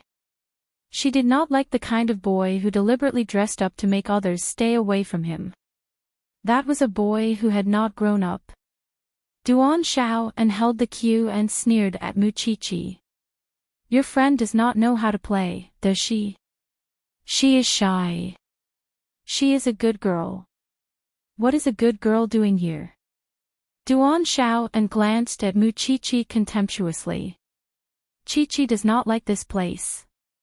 So, I will play with you for a while. Then, we will leave.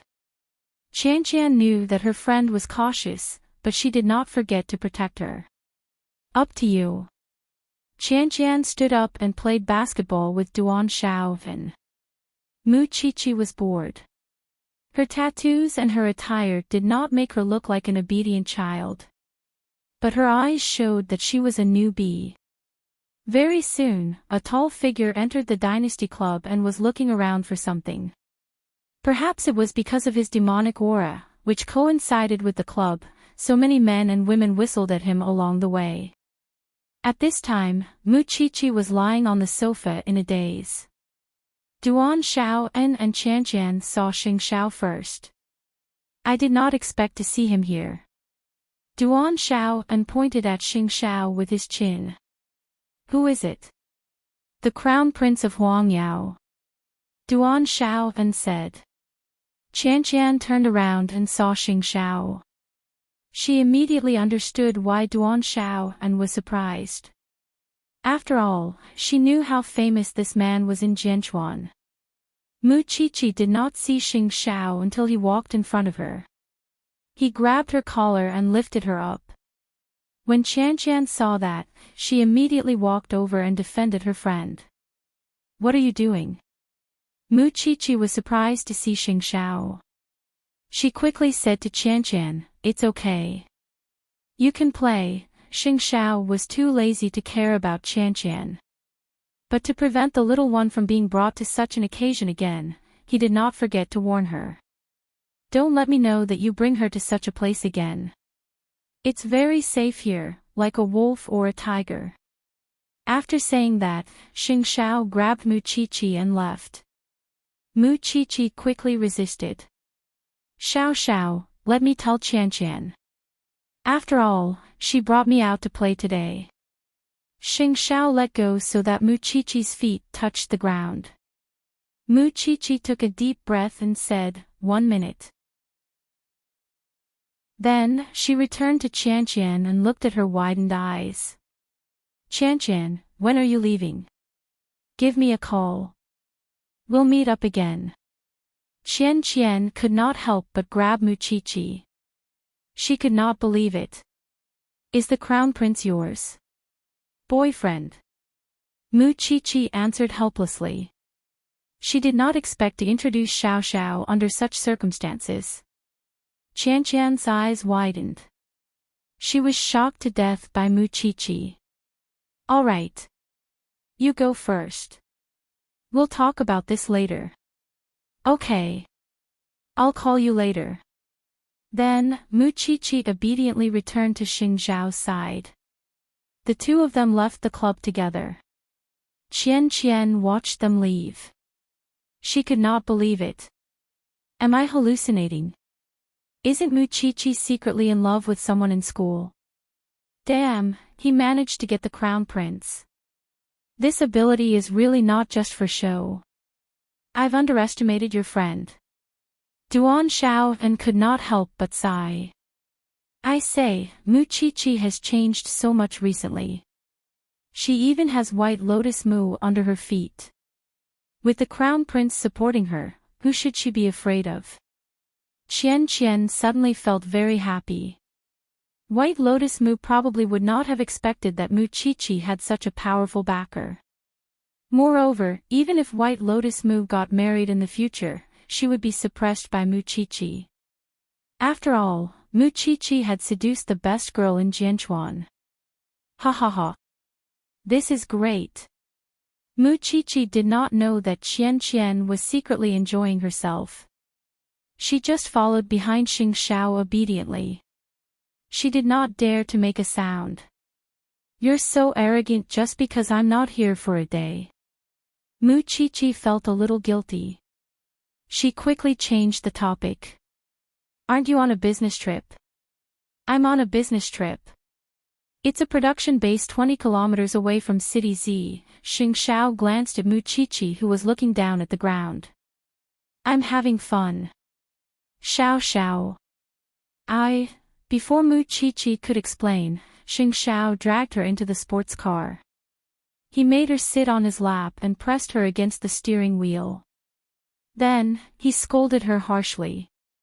Mu Chi-Chi's red lips were swollen. She looked aggrieved. I didn't know Qian would bring me here. From now on, you are not allowed to come here unless I bring you. Xing Xiao ordered domineeringly. You are such a delicious little thing. There are many people out there who would covet you. Xiao Xiao. Mu Chi-Chi could not help kissing Xing Xiao's thin lips again. She could not control herself at all. Since they were out of Jianchuan, she could not help but want to be a little more presumptuous. She did not want to suppress and control herself. Xing Xiao held her waist and kissed her earlobe. He only stopped when his breath changed. He hugged Mu Chi-Chi tightly. Mu Chi-Chi wanted to move, but Xing Xiao did not let go. Don't move. Do you want me to do you in the car? Mu Chi-Chi was obedient. She did not move at all. After a while, Xing Xiao said to Mu Chi-Chi, don't go to that place again at night. Go back to Jianchuan. I wouldn't dare to do that with you here. Mu Chi-Chi muttered. And you appeared without telling me. I still have to explain to Qian, I don't care about others. I only care about your safety. Xing Xiao bit Mu Chi-Chi's earlobe hard. I'll let you remember. What about you? I'll be done here at 10. I'll come and pick you up then. We'll go back together. Xing Xiao arranged. Okay. I got it. I'll wait for you. Xing Xiao nodded in satisfaction. He asked Mu Chi-Chi to wait in a safe cafe until Qian called her. Chi-Chi, where are you? I'm in the cafe outside the club. I'll come to you now. Qian was filled with curiosity. She did not expect that Xing Xiao and Mu Chi-Chi, the two enemies who had nothing to do with each other, would actually be in a relationship with each other. Chapter 70. When they arrived at the cafe, Qian found Mu Chi-Chi's seat and sat opposite her. Tell me honestly. What's going on? Mu Chi-Chi put down the porcelain cup in her hand and explained. It's like what you see. I'm with Xing Xiao. You're just a high school student. Qian was in disbelief. How do you know the Crown Prince of Huangyao? I saved him when I was chased out of the house, Mu Chi-Chi explained softly. All right. It doesn't matter how you two got to this stage. What's important is that you are Xing Xiao's girlfriend now. If White Lotus Mu bullies you, you can hit her back, okay? What's there to be afraid of when you have such a strong backing? Qian, it's not convenient for us to make our relationship public yet. Mu Chi-Chi told Qian, since it was one of her worries. Qian smiled and took a sip of her tea. Of course I know. We're both in secret. But don't you feel good, Chi-Chi? The Mu family thinks that you're suffering outside. Who would know that you're the Crown Prince's consort? If Mu Tangxue bothers you again, just give her a tight slap. Don't you think I'm messing around? Mu Chi-Chi asked Qian worriedly. After all, Xiao is 8 years older than me, and the Mu family and the Xing family are business enemies. Why do you care about what others think? Are you going to leave the Crown Prince if they don't like you? What's the point? Most importantly, you two should be happy and enjoy your relationship. You should know that your partner is the dream lover of every woman in Jianchuan. What's there to be discontented about? Qian's words were very important to Mu Chi-Chi. After all, she knew that there were very few people who could accept and support her being together with Xiao. She would feel more secure with her friend's support. Tell me. How far are you two now? Qian asked Mu Chi-Chi nosily. We're going to live together after university. That's exciting. Have you kissed him? Is he hot? What does my hot body have to do with you? Xing Zhao's magnetic voice wafted from behind them. Qian Qian turned awkwardly and waved at him. Hello, Crown Prince, let's go home. Xing Zhao glanced at Qian Qian and pulled Mu Qiqi up from the table. He warned Qian Qian, don't bring her to such occasions in the future. Qian Qian made an okay gesture, completely ignoring Xing Zhao. Qian Qian Qian Qian. I'm going. My chauffeur is downstairs. You guys go ahead. Qian Qian waved at Mu Qiqi. Mu Qiqi followed behind Xing Zhao obediently like an obedient wife. Qian Qian giggled when she saw that. Mu Qiqi was like a rabbit in the mouth of a big bad wolf, and could be devoured at any moment. You're still in the mood to have fun here, Xing Zhao said sternly as soon as he got into the car. Qian Mu. Mu Qian Mu. Mu Qian. Qian Qian Mu Mu, Qian Shi. Qian Qian on. Shi. Qian Qian Xing with Shan, Mu Qian, Qian Mu. When Mu Qiqi heard that, she suddenly felt as if someone was strangling her throat. She couldn't breathe. Her uncle did not just know that she was taken away by Xing Zhao. It was because that scumbag had sold her and thought that she had been violated by someone else. What do we do now? I've already sent Jing Yun to intercept them.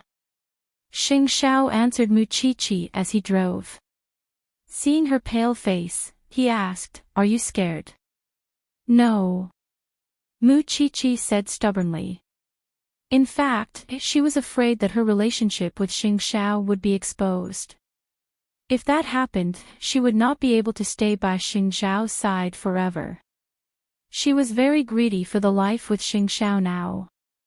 Nothing will happen as long as I'm here, Xing Zhao comforted her. Mu Qiqi did not know how she got back to Beijing. She was worried that her uncle would look for Mu Tongxue. Xing Zhao seemed to have noticed her worry. He stopped teasing her and answered her seriously, Jing Yun has sent more people. It's impossible for him to get in touch with the Mu family. I'm not afraid of him. I'm afraid that he will affect me staying by your side. Mu Qiqi suddenly said to Xing Zhao, feeling wronged.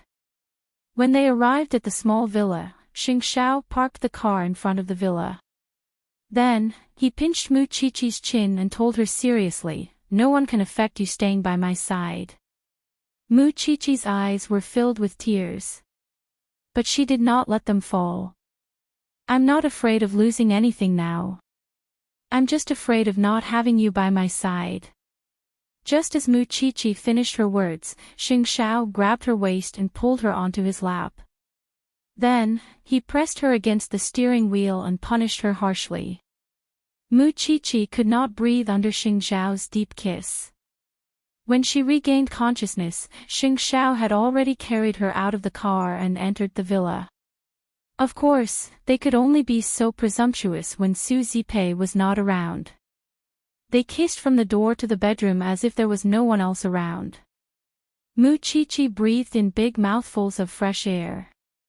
Her mind was completely occupied by Xing Zhao's name. That night, Xing Zhao did not leave. He hugged Mu Qiqi and fell asleep, waiting for her to wake up in the morning. The next morning, Xing Zhao called Jing Yun. Have you found him? There's no news yet, young master. We're strengthening the investigation. You must find him before he goes to the Mu family. If we had dealt with him before, he wouldn't be a problem now. Xing Zhao's voice was cold. The existence of this uncle had left a huge shadow in Mu Qiqi's heart. He should not have shown mercy to that scum back then. Yes, young master. Mu Qiqi heard Xing Zhao's call. She sat up and hugged Xing Zhao from behind. Xiao Xiao, pack up. Your aunt will be back in the morning. Xing Zhao told her directly. Xiao Xiao, you should go. I know what to do with my aunt. Mu Chi-Chi rubbed her head against Xing Xiao's back.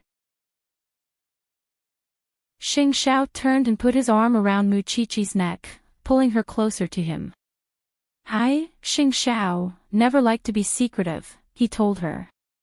But for you, little one, I've tasted what it's like to be secretive. Are you regretting it? Mu Chi-Chi asked tentatively, looking into Xing Xiao's eyes. How exciting! Xing Xiao snorted coldly.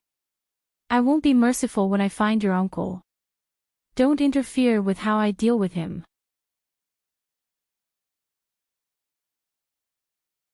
Chapter 71.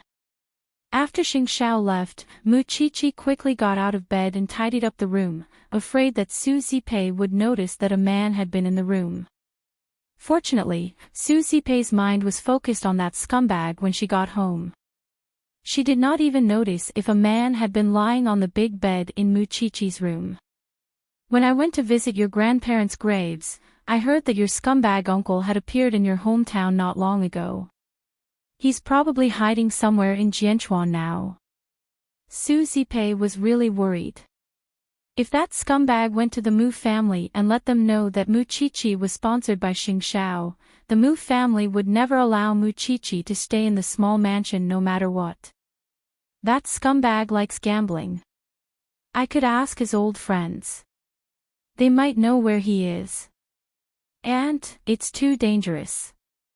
Xiao. Brother Jing has already sent Assistant Jing to investigate. Mu Chi-Chi comforted Su Zipei. I don't want to see you being bullied by him again. But, Aunt, if we find that scumbag, would you consider getting a divorce? Mu Chi-Chi asked Su Zipei. After all, she knew that the vice principal of Eton was keeping an eye on Su Zipei. It was not because of his background, but because she hoped that her aunt could find a home for the rest of her life, or at least not with that scumbag uncle.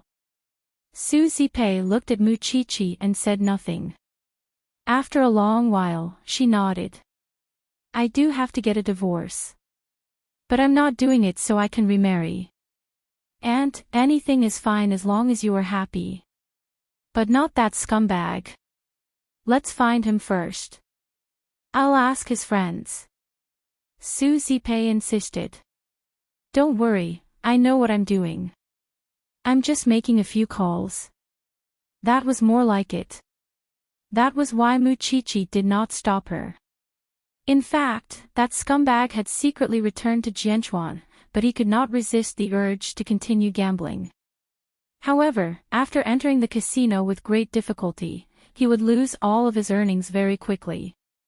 Now that he could not blackmail Su Zipei and Mu Chi-Chi, he could only turn his attention to the Mu family. Still, the Mu family was well aware of his gambling habit and would not answer his calls, much less meet him in private. Because of this scumbag had been observing the surroundings of the Mu family's villa for several days. But every time, he could only see the Mu family's car coming out of the villa. He never saw anyone from the Mu family.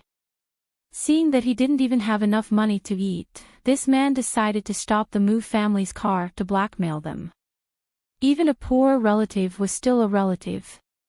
Wouldn't they give him some face? That was why he had been standing guard outside the Mu family's villa, watching the Mu family's cars coming in and out. When he finally saw Mu Tongxue and Mama Mu leaving, he fearlessly stepped forward, causing the driver to brake abruptly and startling the mother and daughter in the car. The driver hurriedly got out of the car, only to see the scumbag roll a few times and grab onto the car door. Sister-in-law, I'm here to see you, sister-in-law. Neither Mama Mu nor Mu Tongxue recognized the man at once, and had the chauffeur send him away. What kind of relatives are you talking about? Look at you, do you look like our madam's brother-in-law? Mama Mu looked at the man a few more times. She had already recognized him, but she did not want to admit that she knew this man. Mu Tongxue, on the other hand, reached out to open the door. Sure. Mommy, that really is my uncle. That beggar is only here to ask for money. Why are you getting out of the car? Mama Mu held Mu Tongshue's hand. Still, Mu Tongxue wanted to know where her uncle had sold Mu Chi. She wanted to know the secrets that no one would know, and to get hold of Mu Chi's weakness. But that was when Jing Yun's men found their target and quickly went up to him, holding him up while telling the Mu family's chauffeur, "This man owes you money. He must be trying to blackmail you. We're looking for him too, trash." The Mu family's chauffeur cursed and returned to his car, leaving the house with Mu Tongxue and Mu Tongxue, completely unaware of the secret he had missed.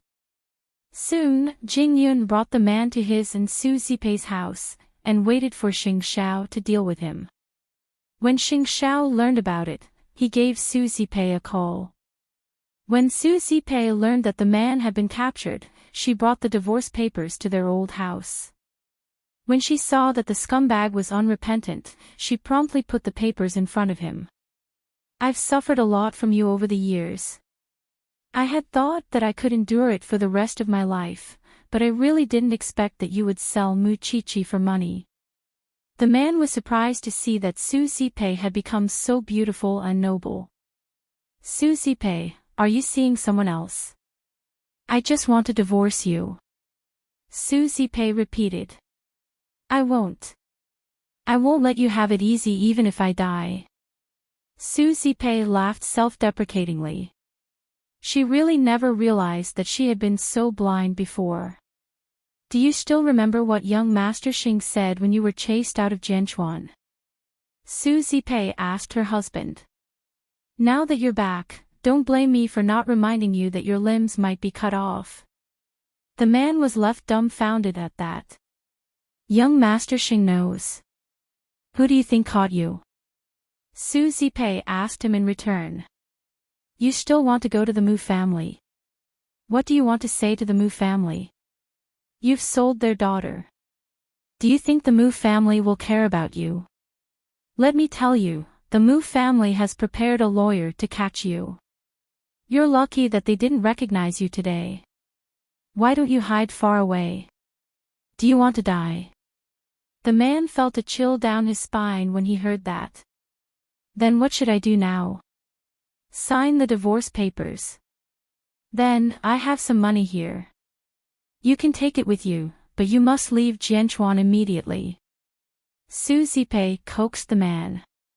"This is your only way out now." The man was tied up, but he understood the severity of Su Zipei's words. But when he thought about it, Su Zipei was wearing gold and silver now. She might have already found herself a rich man. If he let Su Zipei go just like that, wouldn't he suffer a great loss? "You'll be free if I leave, right?" The man snorted. He would not let go even if he was tied up. "No way. Unless you give me 1,000,000 yuan, I'll leave immediately." Su Zipei was shaking with anger. She really wanted to cut that bastard down with a knife to protect Mu Chi. But Xing Xiao had told her that if she failed to persuade him, he would do it himself. She had no choice but to tell Xing Xiao the truth since she could not handle it now. When Xing Xiao received Su Zipei's call, his eyes flashed with cold flames. "I have my ways to deal with scum." Chapter 72. Then, Xing Xiao asked Jing Yun to prepare a few things, and only drove to the slums when everything was ready. Meanwhile, Su Zipei was still trying to persuade the man, but Xing Xiao was not that patient. The door was opened, and the scumbag was still tied up on the chair. He was a little afraid when he saw Xing Xiao. "Young Master Xing, how have you been? You're quite bold. You don't even listen to me." Xing Xiao sat down on a clean chair and leaned against it. "I heard that you want $1,000,000, he said to the scumbag.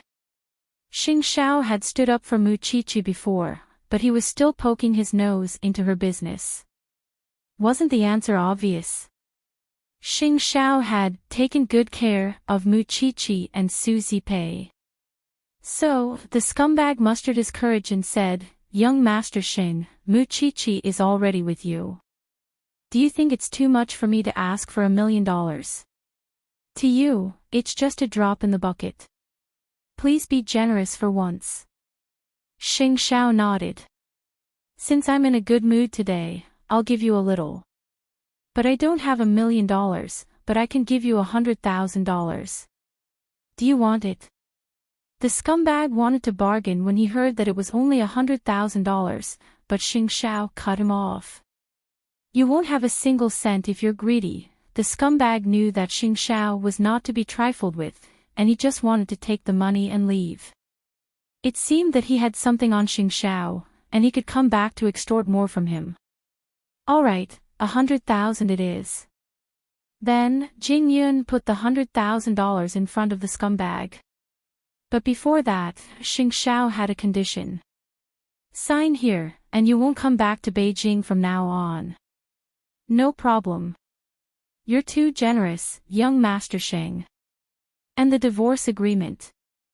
Jing Yun put the letter of guarantee in front of the scumbag, and had Su Zipei put the divorce agreement in front of the scumbag, and untied him. But the scumbag only had eyes for the cash in front of him, and did not know what the letter of guarantee was. Although he was unwilling to sign the divorce agreement with Su Zipei, he could just deny it when he ran out of money. After signing, the man put the money into his pocket and praised Xing Xiao. Thank you, young Master Sheng. You're the crown prince after all. Su Zipei watched the arrogant man leave. She did not understand why Xing Xiao gave the man 100,000 and encouraged him. Young Master Sheng. I'm not the one who paid that 100,000 yuan. What that scumbag signed just now was not a letter of guarantee, but an IOU. It clearly stated the interest and the repayment date. As long as he doesn't take out 1 million yuan by tomorrow morning, I don't know what those debt collectors will do. Maybe they'll break his arms and legs. Xing Xiao chuckled. He could not hide his excitement in his words. She abruptly understood Xing Xiao's intentions. The nose of a debt collector is sharper than that of a private detective. As long as he dares to stay in Jianchuan, he'll either have to pay back the money, or give up his life. As for the interest on the loan note, it would only snowball, and roll bigger and bigger. At that time, if this scum still dared to appear in Jianchuan, his name would be read backwards. Then don't worry. He won't die. With those words, Xing Xiao left the house. He knew what he was doing. That's good. I'm just afraid that for me and Muchichi, take his life. I'm a proper businessman, Aunt Zipei. With those words, Xing Xiao led Su Zipei into the car and drove her back to the little mansion. Now that the scumbag was dealt with and the divorce papers were in hand, the two of them did not have to worry for the time being.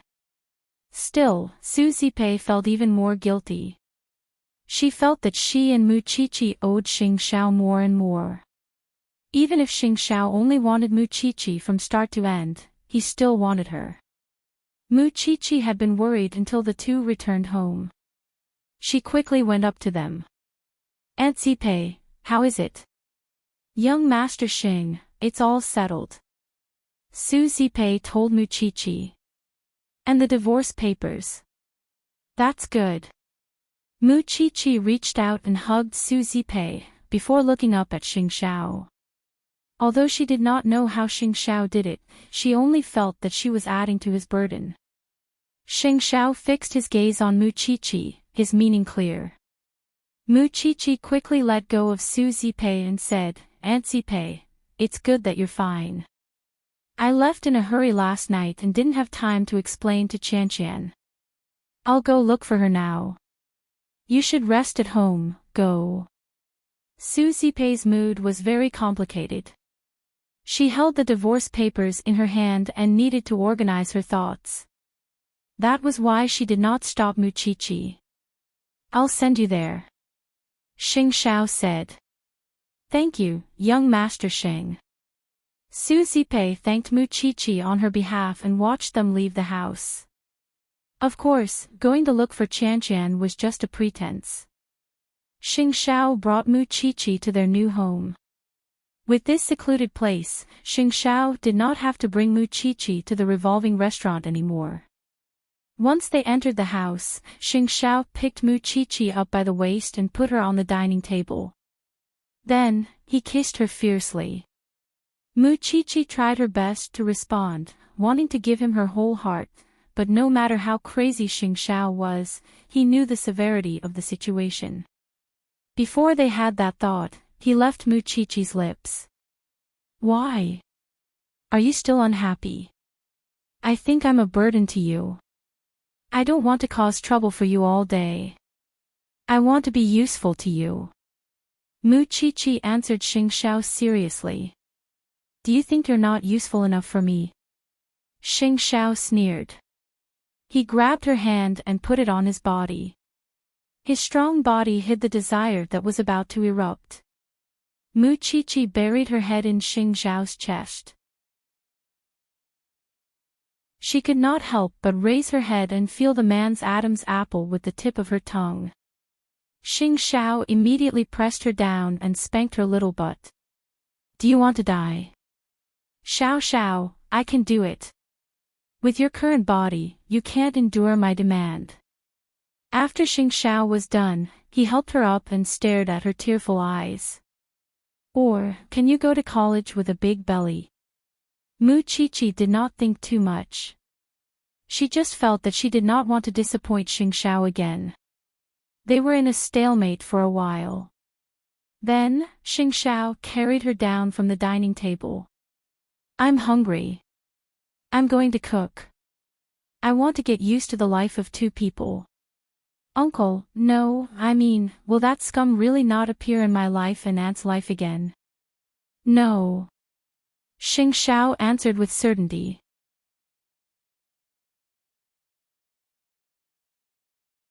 Chapter 73. One more question, Xiao Xiao.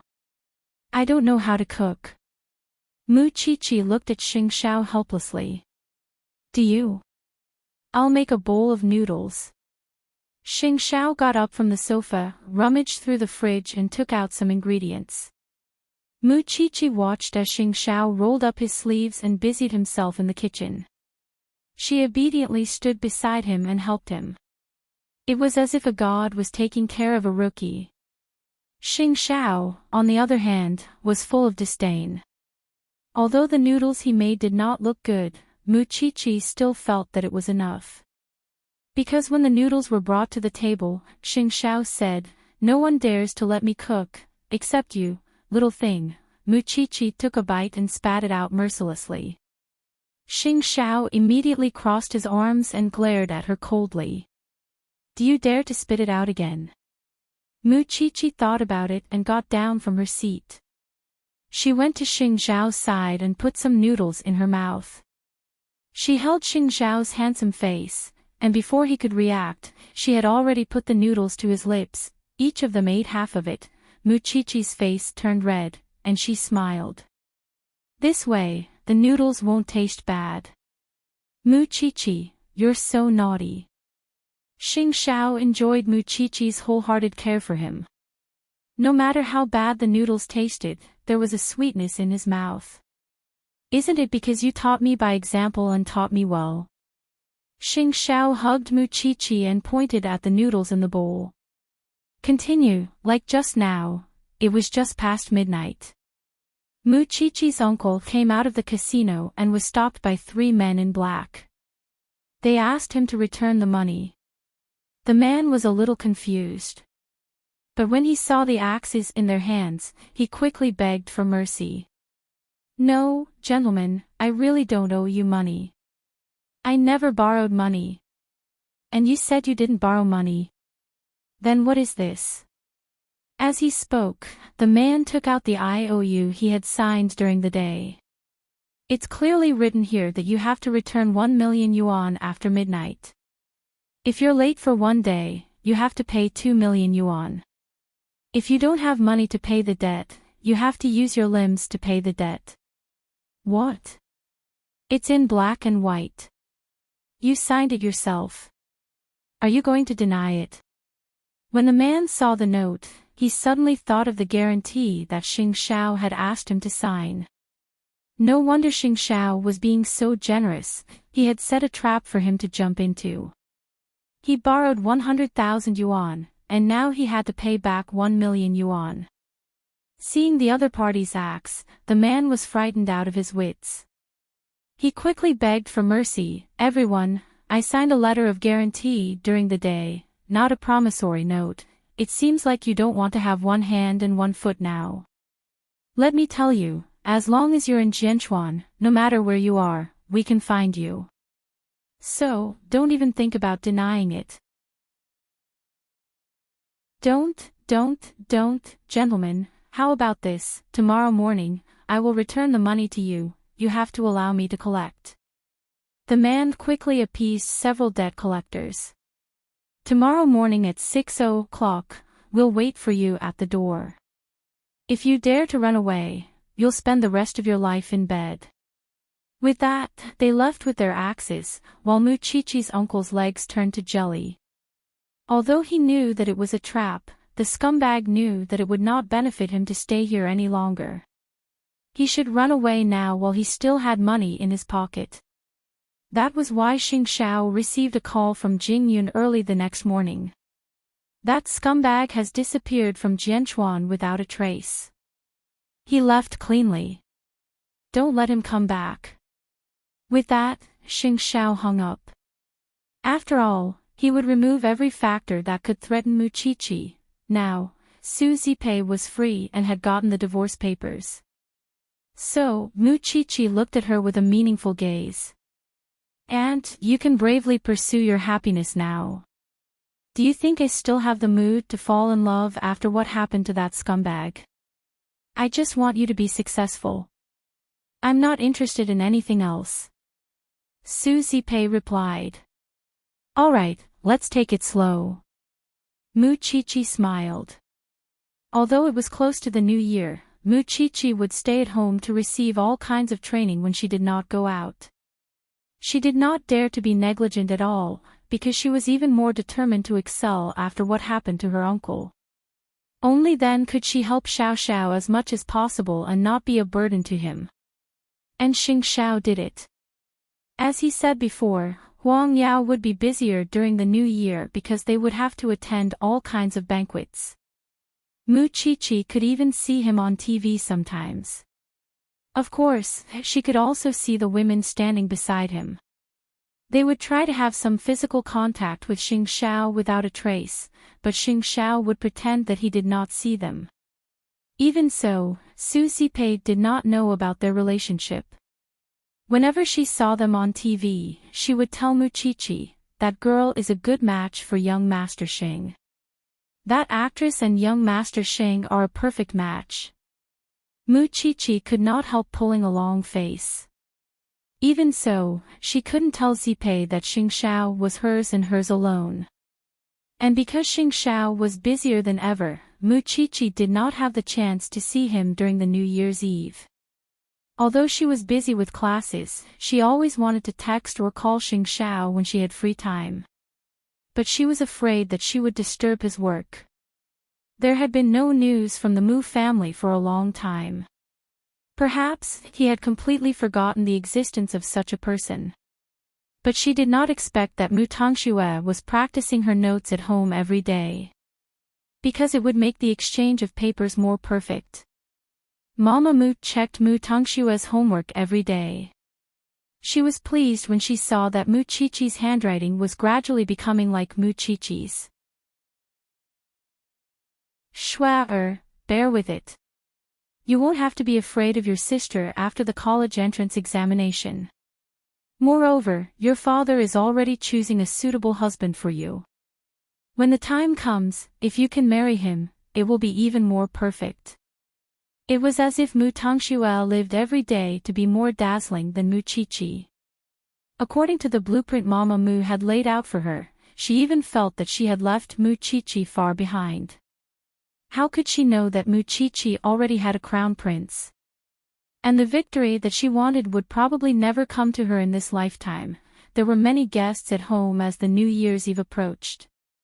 The uncles especially would inevitably talk about Muchichi's grandmother's death. If Muchichi was still in the Mu family, she would not have been able to endure such scolding. Second brother, is there any news from Muchichi? Papa Mu's younger brother asked. How could I let her have a good life after she killed Mom? She's living a miserable life with her aunt. It's so hard, Papa Mu replied. That's good. You only have Tangshua now. You have to train her well and not make any mistakes. As for Muchichi, forget about her. She's a jinx. There was a time when Muchichi had a little hope for the Mu family. But now, Muchichi only wanted to be by Xing Zhao's side during the New Year's Eve. She really did not mind giving everything to Xing Zhao, should she take the initiative.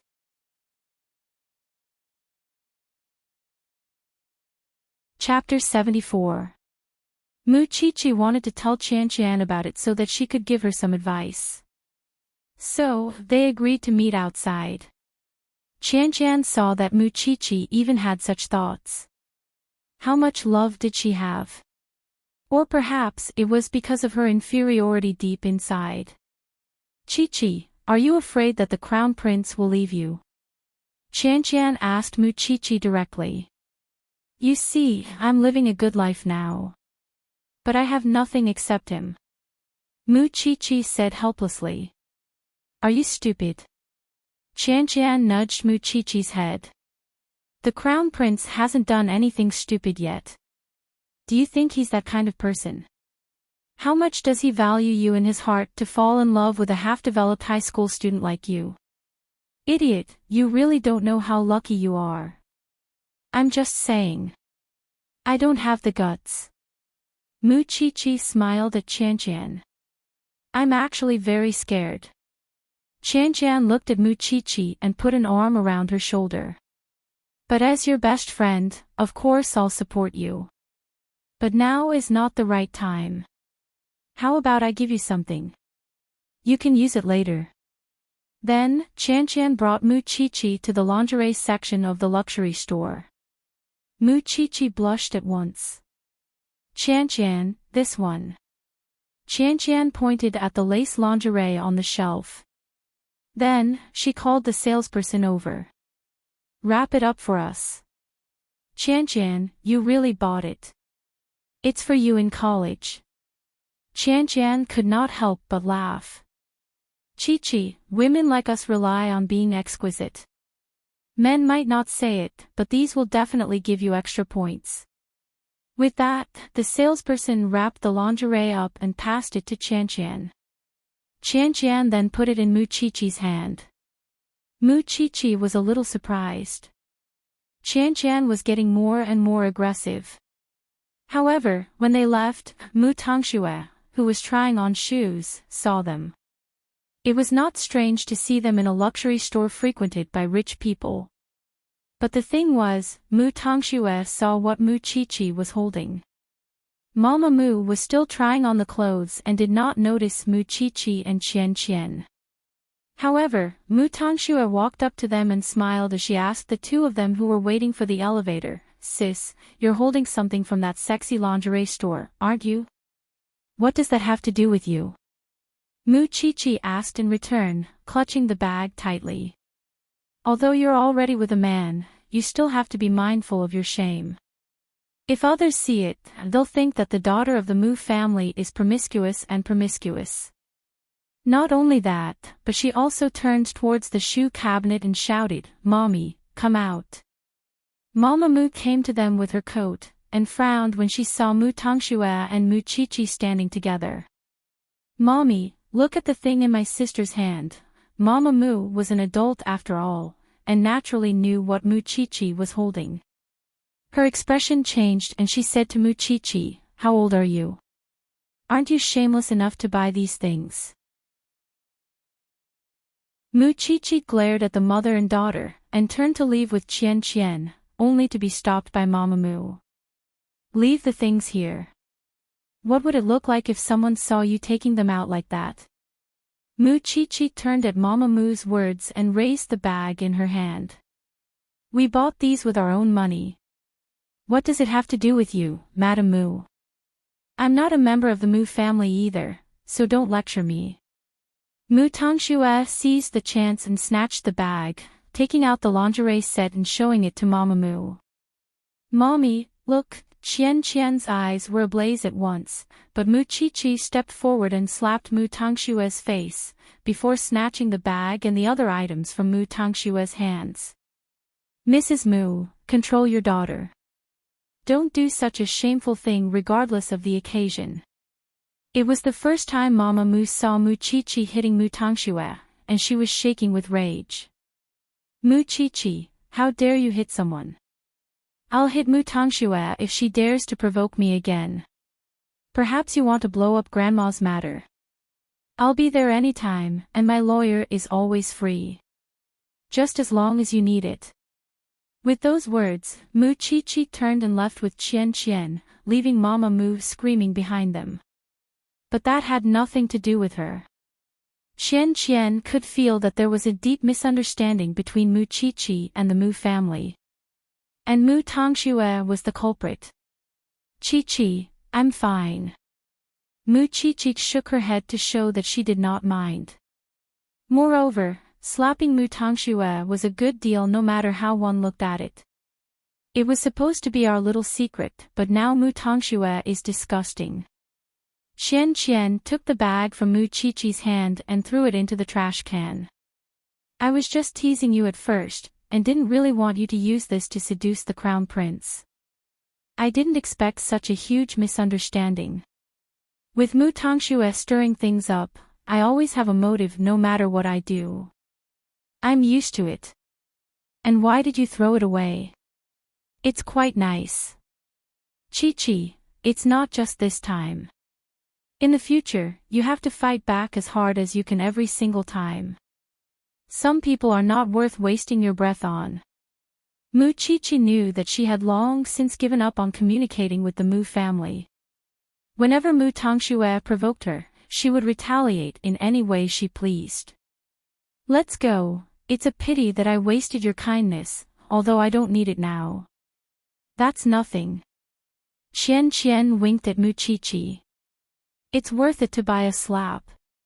Behind them, Mama Mu called Su Zipei's phone with Mu Tongxue. Mu Chi-Chi is buying all sorts of lingerie in the mall. Is that what you taught her? Seducing men at such a young age. Zipei, I've really underestimated you. What nonsense are you talking about? Su Zipei was really annoyed by the Mu family's calls every other day. I saw it with my own eyes. Mu Chi-Chi and her classmates were buying sexy lingerie in the mall. Su Zipei couldn't help snickering in disbelief. In your heart, everything Mu Chi-Chi does is wrong. She has the freedom to buy whatever she wants. Moreover, Mrs. Mu Chi-Chi is not under your control now. Don't change your number to call me again. We really don't want anything to do with the Mu family. But she hit Shuai, of course. Mu Tongxue deserves it.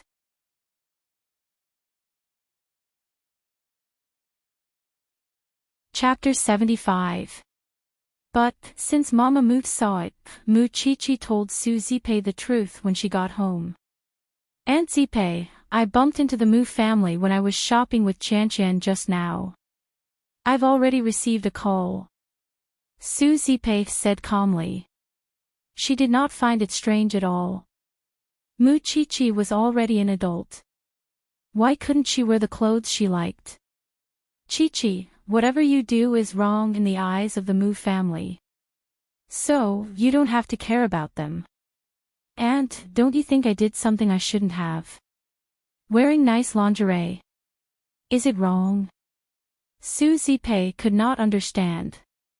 Girls would always want to try all sorts of things when they reach 18, and Mu Chi-Chi happened to be at that age. That was why she could understand how a girl would want to be attractive at that age. Aunt, thank you for believing in me unconditionally. Mu Chi felt very guilty about it. It's just a set of lingerie, but the Mu family is making a big deal out of it. Who knows what kind of tricks they would come up with in the future when you become more successful than Mu Tangxue. Su Zipei hugged Mu Chi. It's fine as long as you have a clear conscience. Mu Chi nodded. She went back to her room and lay on her bed, thinking tiredly. She could not disappoint her aunt, which was why she worked even harder in her studies. She would give everything she had to learn, and she could not give up on anything except Xingxiao. With Qianqian's consolation, Mu Chi believed that she should trust Xingxiao more and give herself more confidence. Of course, slapping Mu Tangxue occasionally was an important part of adjusting Mu Chi's mood.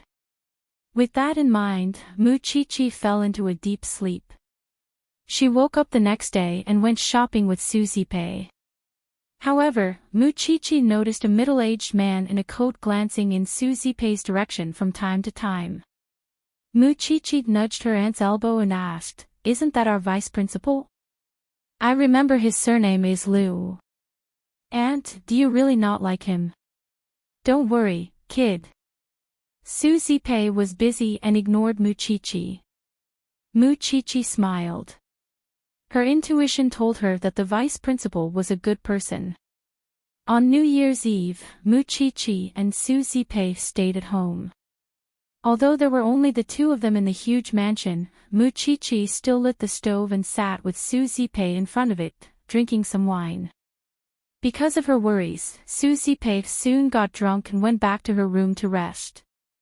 Now, Mu Chi was left alone in the living room, humming a love song. At 11:30, Mu Chi's phone rang. Knowing that it was Xingxiao, she immediately rushed out of the door. Xingxiao had obviously come out from the banquet. He was wearing a suit and a bow tie. But no matter what, he would always remember that there was a little one waiting for him at home for the new year. So, he brought Mu Chi to the seaside. Although the sea breeze was strong, Mu Chi sat on him and the two of them were wrapped tightly together. Just wait for the 12 o'clock bell to ring, and beautiful fireworks will bloom everywhere in the sky. Xiao, I hope that time can pass faster so that I can grow up immediately. There were many couples around, and most of them were hugging each other.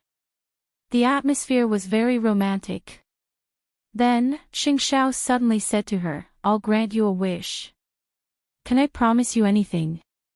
Mu Chi looked up and asked Xingxiao. "Yes." "Then, tell everyone around that I'm your girlfriend." Mu Chi made a wish. It was dark anyway, and no one would know her. Xingxiao received the wish and let go of Mu Chi. With a playful smile, he walked to a rock by the beach and stood on a high place. He said to everyone, "Hey, everyone here, that's my girlfriend. She said that she wants all of you to know that we are in a relationship." Xingxiao's voice was loud and magnetic. Mu Chi was shocked. She quickly walked to him and threw herself into his arms. "Xiao, you are for real. What if you get recognized?" Xingxiao hugged Mu Chi and stood on the rock together, letting the sea breeze blow. "Do you think anyone standing here will pay attention to you?" Mu Chi looked around. She blushed when she saw that there were couples kissing around.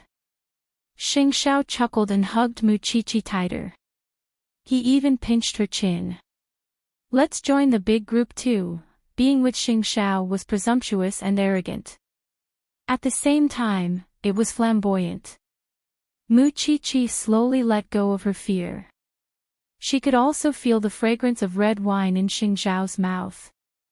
It intoxicated her. Then, Xingxiao took out the key from his pocket and handed it to Mu Chi. "New Year's gift, this." Mu Chi reached out to take it. "The key to our house. Our key." Now, the only thing left was for the mistress to enter the house. There was less than half a year left. Mu Chi held the key in her palm. Because it represented her life from now on, Then, Mu Qiqi told Xing Xiao about what happened in the mall yesterday. After Xing Xiao heard it, he smiled teasingly. I won't touch you even if you have a sexy body. Don't regret it when it's time. Mu Qiqi buried her head in Xing Xiao's arms. Surrounded by the ocean, they happily celebrated the new year together. Soon, the third year of high school started. Old Lin returned to the small mansion and drove Mu Qiqi to school. When she arrived at Eton, Mu Qiqi saw Mu Tongxue, who was even more arrogant. But no matter how arrogant she was, she still got slapped in the mall. In fact, Mu Qiqi did not know that Mu Tongxue's arrogance was because she was scheming against Mu Qiqi's college entrance examination results. Now, she was practicing Mu Qiqi's notes. It was already 70% similar. She just had to wait for Mu Qiqi to do well in her exams. After all, the better the results, the happier she would be. Of course, Mu Qiqi could not see Mu Tongxue's despicable nature. She even coveted her college entrance examination results. Still, she did not have time to care about Mu Tongxue now. She was too busy as a student representative. She had even less time after school. She had to worry about Su Zipei's life and date Xiao Xiao. As for Xing Xiao, he would move out of the Xing family after the new year. He kept his promise and moved to the place Mama Xing had arranged for him. Of course, Jing Yun would move with him. Although he preferred to be alone. Young master, when are you moving to Xingting University? Before the college entrance examination in July. Xing Xiao said. So, we can only live together for the next few months.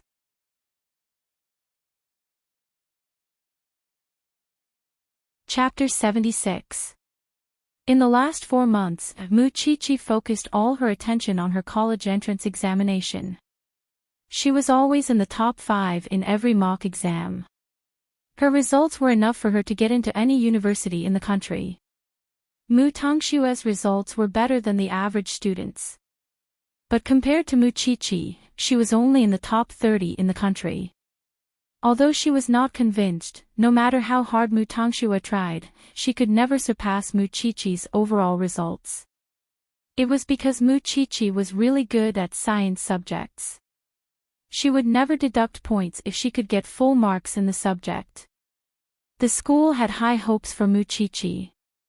Mu Qiqi never slacked off because she wanted to achieve the goal Xing Xiao set for her.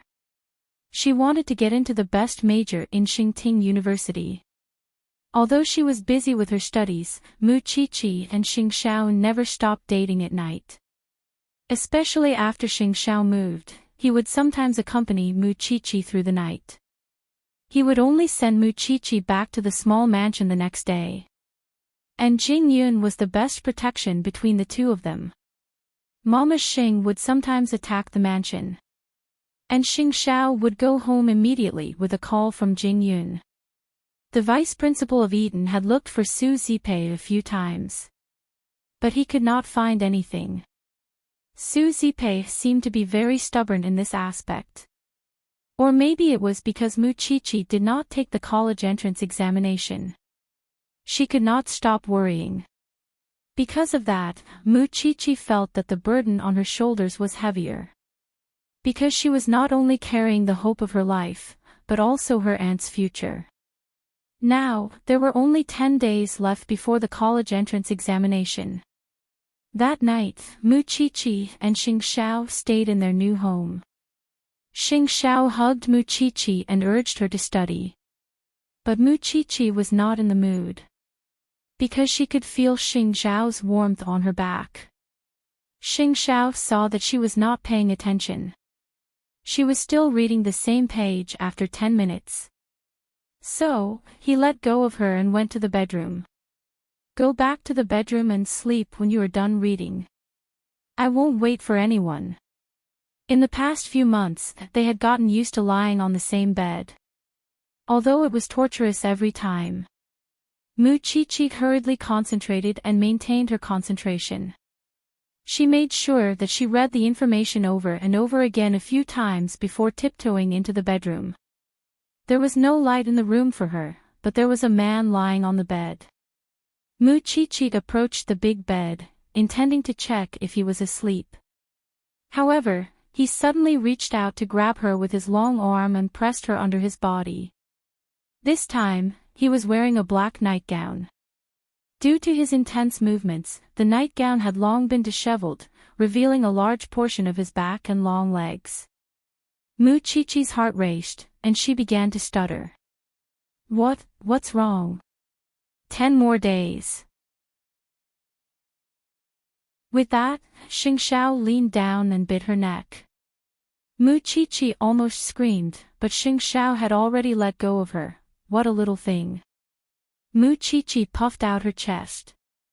I'm not young anymore. Xing Xiao clenched his fist and frowned in disdain.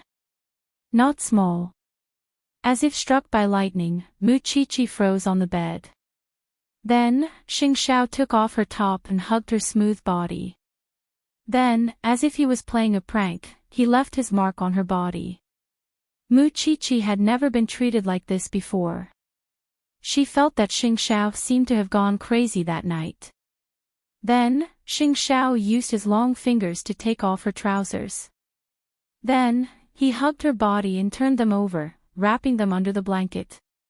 Then, there was no then. Under the blanket, Mu Chi-Chi did not dare to move at all. She let Xing Xiao hug her tightly, their bodies pressed against each other, their skin, their breath, and their temperature all fused together at that moment. It made Mu Chi-Chi's head spin and she felt extremely dizzy. Was she Xiao Xiao's woman now? Perhaps because he felt her body stiffen, Xing Xiao suddenly opened his eyes and revealed a playful smile. He looked at Mu Chi-Chi intently. Haven't you seen everything already? When did I? That day at the clinic, you took off my trousers. You still don't admit it. Ha! I had no choice. Mu Chi-Chi quickly tried to defend herself. You have to take responsibility even if you had no choice. After saying that, Xing Xiao adjusted himself to a comfortable position so that Mu Chi-Chi could sleep comfortably in his arms. There are still 10 days before the college entrance examination. So, I'll let you taste the sweetness. Mu Chi-Chi suddenly smiled. Was Xiao Xiao sacrificing himself to urge her to study? Xiao Xiao, you don't have to do this. I will study hard too. I know. Xing Xiao answered Mu Chi-Chi in the dark. Because he could feel Mu Chi-Chi's expression all the time. She looked like she wanted to eat him up. If that was not love, then what was it? In the long night, Xing Xiao suddenly reached out and touched Mu Chi-Chi's back to check if there were any gaps in the blanket. Mu Chi-Chi saw that he did not even open his eyes. She knew that it was his subconscious action. Her eyes instantly turned red. Actually, because they were going on a date at the small mansion, they could only sleep for a short 4 to 5 hours a day. Mu Chi-Chi had to return to the small mansion before Su Zipei woke up.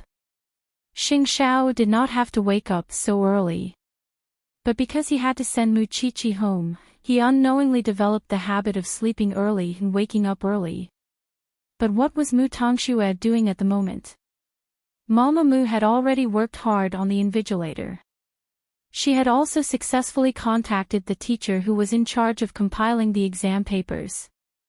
She met the teacher in private and very considerately gave him a check for $3 million. She could get $3 million by swapping the papers of the two sisters. It was a big risk, but it was worth the risk. Mama Mu had arranged everything. Mu Tongxue needed Mu Chi-Chi's excellent results. That way, both mother and daughter would have a high status in the Mu family. Moreover, Mu Chi-Chi was sponsored by someone. So what if she did worse? Mama Mu did not think that it was Mu Chi-Chi's life at all. She only thought that it was the fastest way to achieve her goal. Mu Tongxue had practiced Mu Qiqi's handwriting in private. She had already gotten the hang of it. With Mama Mu's help, Mu Tongxue had reason to believe that Mu Qiqi's results would be hers. There was no escaping it. Of course, she didn't know that this exchange would cause the status of the two of them to undergo an earth-shattering change. At least, Xing Xiao could not tolerate her. There was a 3-day holiday before the exams. Mu Qiqi bid farewell to her classmates in those 3 days. She held a graduation party and took pictures with her classmates.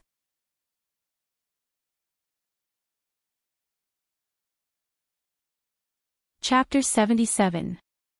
At the graduation party, Qian drank a little. She leaned on Mu Qiqi and kept asking her, "Have you ever thought about what you will do after you get into Xingting University?" "No." "Have you ever thought about going back to the Mu family one day?" Qian continued to ask. "Never thought about it either." "Have you ever thought about when you will go public with the crown prince?"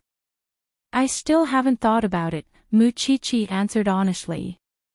"Why haven't you thought about anything? You must have a goal to achieve." In Mu Qiqi's heart, the thing she wanted to do the most was to make the Mu family look at her differently. She wanted everyone to know what kind of person Mu Tongxue was. Until now, this wish had never wavered. As for her relationship with Xing Xiao, she knew that it would be difficult. But no matter what, as a university student, she had more say than a high school student. So, she did not know when she would go public with her relationship with Xing Xiao. But at least, it was not now. "You have not slept with the crown prince. Qian, you are drunk." Mu Qiqi was afraid that her words would be heard by others. So, she quickly helped her to sleep. Not long after, Duan Xiao appeared at their graduation party. Everyone screamed when they saw this handsome guy. But, his eyes only fell on Qian. Although he showed an expression that said she was so troublesome, Mu Qiqi could see that Duan Xiao only had Qian in his heart. "Give her to me." Duan Xiao stretched out his hand to Mu Qiqi. Mu Qiqi nodded and pushed Qian to him. Duan Xiao hugged Qian and left in front of everyone. But, before he left, he wished Mu Qiqi well. "I wish you success in your college entrance examination." "Thank you." Like the others, Mu Qiqi was envious that Duan Xiao could leave with Qian so openly. Because Xing Xiao would never appear in such a public place, let alone take her away in front of so many people. "Hey, Qiqi, do you have a boyfriend? What about the man you wrote in your diary? Isn't he from our university?" A classmate turned to ask her. "I don't have a boyfriend." Mu Qiqi answered guiltily. "How can you not be with him? Do you know how many people in our class like you?" Mu Qiqi wasn't aware of that, because all her attention was on Xing Xiao. "Forget it. Since I'm graduating, I think I might as well do a good deed." After that, the student stood up and said to the whole class, "Everyone, please sit down. I didn't know that Qiqi didn't have a boyfriend all this time. Those who have been hiding it for a long time, if you can't hold it in any longer, you can try confessing." Mu Qiqi froze. She thought he was joking, but when the graduation party ended, she was really stopped by a boy from her class. "This is for you." Mu Qiqi looked as if she had seen a hot potato. She did not know whether she should take it or not. However, the boy stuffed it directly into her school bag without waiting for her to refuse. In the dark, she couldn't even call out the boy's name, although they had been in the same class for almost a year. Late at night, old Lin came to pick Mu Qiqi up. He saw Mu Qiqi taking out the love letter from her bag. She did not even look at it. She wanted to throw it away, but old Lin smiled. "No matter what, it's someone else's love. It's not good to tear it or throw it away. It would be terrible if Xing Xiao saw it. Still, Mu Chi-Chi did not throw it away in front of old Lin. Instead, she put it back in her bag and tucked it in her revision materials. She did not expect that Xing Xiao did not let her sneak out that night. Instead, he openly came to the little mansion and wanted to have dinner with her and Su Zipei. Old Lin, the blabbermouth, told Su Zipei about the love letter as gossip. Miss Chi-Chi is very popular. There are even boys who give her love letters. Mu Chi-Chi did not know what Xing Xiao's expression would be when he heard that. She tried to change the topic. I'm hungry, Aunt Zipei. But Su Zipei smiled and replied to old Lin, school romance always makes one's heart flutter. Isn't that so? Mu Chi-Chi could only lower her head and return to her room when she saw that she could not stop them. I'm going to change. But soon, Xing Xiao entered her room and pressed her against the wall for a deep kiss. Someone else confessed to you. Aren't you afraid Aunt Zipei would see it? Where's the love letter? I'd like to see which idiot has taken a fancy to my little one. Xing Xiao snatched Mu Chi-Chi's bag and found the love letter tucked between the books. That's right. Mu Chi-Chi smiled. Mu Chi-Chi glared at him, but could not snatch it back from his hands. I'm confiscating it. I'm keeping myself chaste for you, but you're out flirting. When did I flirt? Mu Chi-Chi defended herself, feeling wronged. You're mine. Xing Xiao moved closer to Mu Chi-Chi and said those words, but Su Zipei called out to them. Chi-Chi, young Master Xing, come down for dinner. Does Aunt Zipei know you're here? I said you're asking me for math questions. With those words, Xing Xiao put the love letter in his pocket and walked out of Mu Chi-Chi's room first. Did those half-male animals who didn't even have their pubic hair write her love letter because they were studying in university and could pursue her without restraint? He was quite courageous. Mu Chi-Chi obediently followed behind Xing Xiao. Soon, it would only be a few days, and she could finally be with Xing Xiao for real, living together in the villa. You have exams tomorrow. Sleep early tonight. Su Zipei could not help reminding Mu Chi-Chi during dinner. Look, young Master Xing is even coming to cheer you on just for you. Do your best. Xing Xiao looked at Mu Chi-Chi and told her seriously. I will. After all, she had promised him a future for both of them.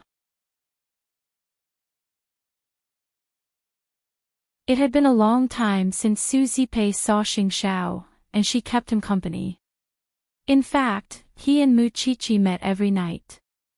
But Xing Xiao did not put on airs like a crown prince and never looked down on Su Zipei.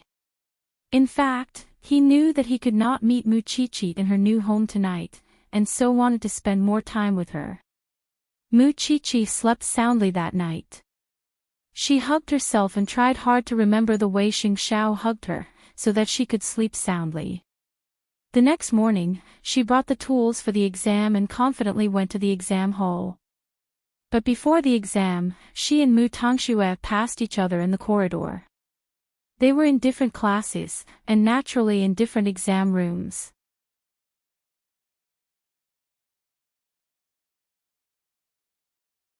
Chapter 78. At that moment, Mu Chi-Chi could not understand how disgusting Mu Tongxue was. Her kindness had limited her imagination. But she did not know that some people were like maggots in this world. They hid in the darkest corner just to devour your body to strengthen themselves. The 3-day exam might not be as difficult as the usual mock exam for Mu Chi-Chi. That was why she was very confident when she walked out of the exam hall.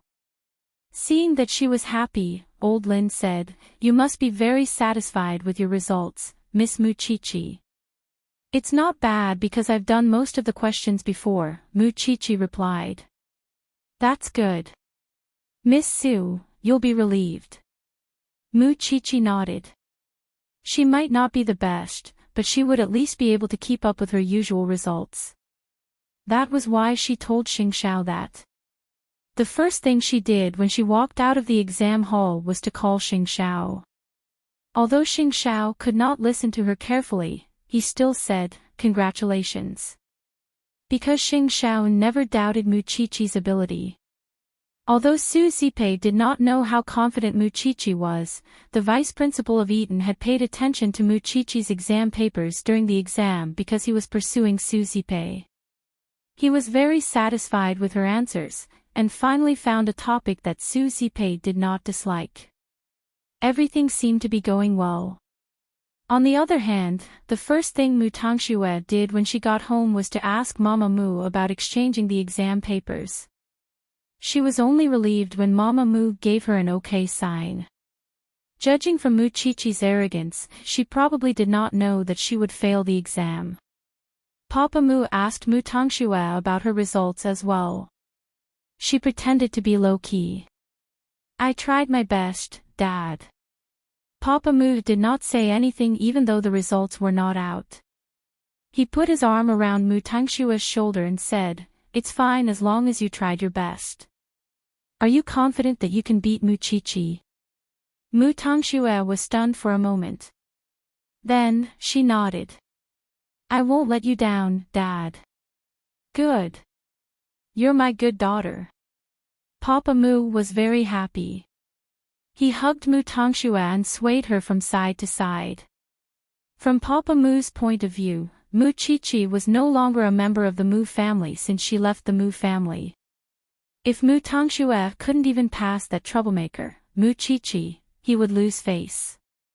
Mu Tangshua's answer meant that she had a card up her sleeve. In that case, let's wait for the college entrance examination results to be announced. Mu Tangshua's recommendation did not go through because Xingting had blocked it. But this time, Mu Tangxue boldly filled in the best major in Xingting University as her first choice. In other words, she wanted to completely replace Mu Qiqi. Mu Qiqi also filled in the major that Xing Xiao had chosen for her. She had worked hard for too long for this goal. On the morning of June 25, the National College Entrance Examination results were publicly available. Mu Qiqi sat nervously in front of the computer and entered her student number and ID number.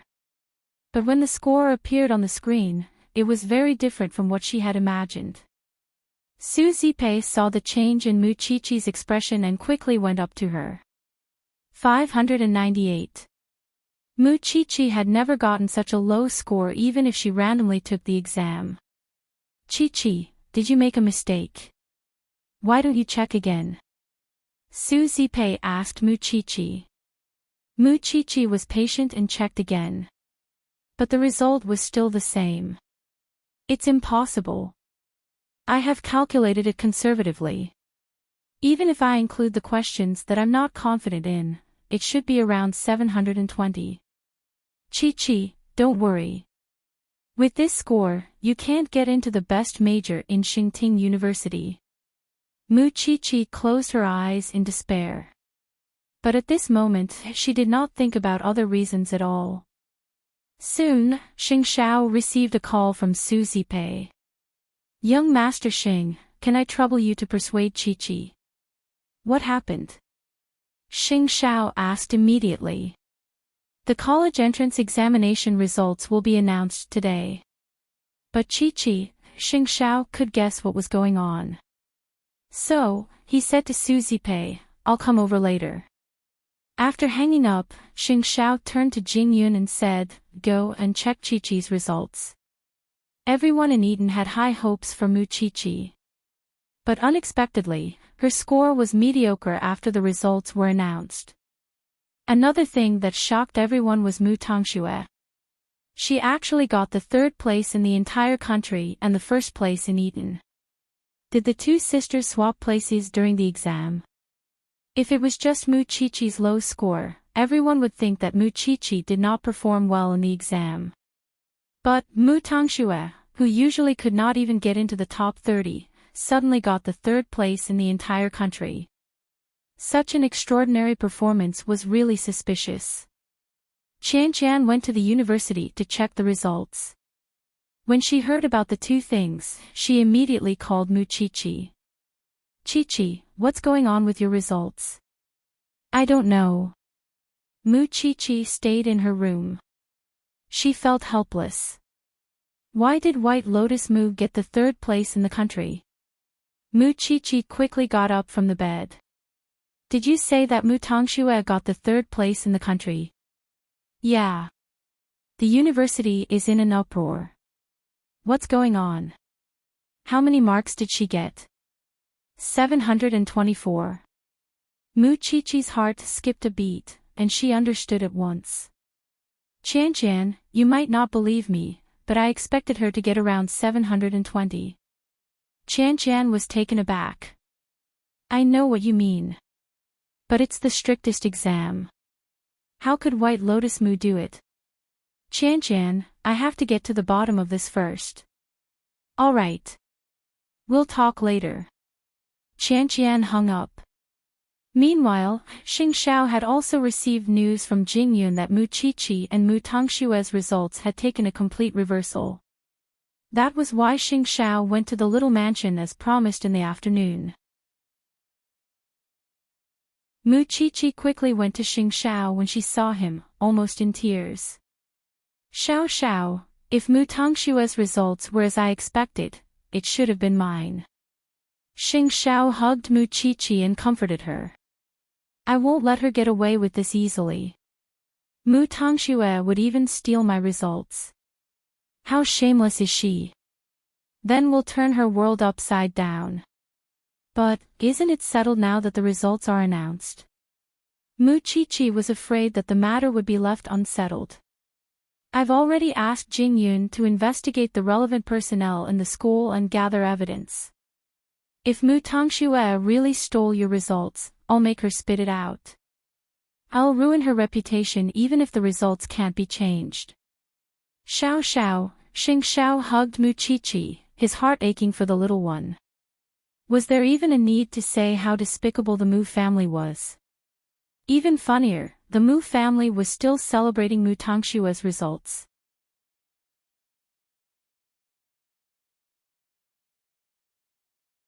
Chapter 79. The vice principal of Eden was shocked when he heard about Mu Chi-Chi's results. He had seen most of Mu Chi-Chi's exam answers and they were definitely not like this. Moreover, Mu Chi-Chi was good at science subjects. But now that the results were out, it was obvious that she was at a disadvantage in science subjects. Was this Mu Chi-Chi's result? Obviously not.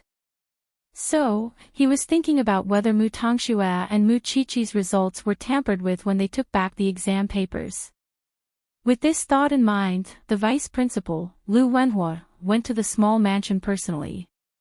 Su Zipei thought that Lu Wenhua was looking for her. She wanted to reject him but Lu Wenhua told her, I have seen Mu Chi-Chi's exam papers. Her score is definitely higher than this. Su Zipei was touched. She could only let Lu Wenhua into the small mansion. Mu Chi-Chi was still calm. But, when she thought of Mu Tongxue, she felt hatred in her heart.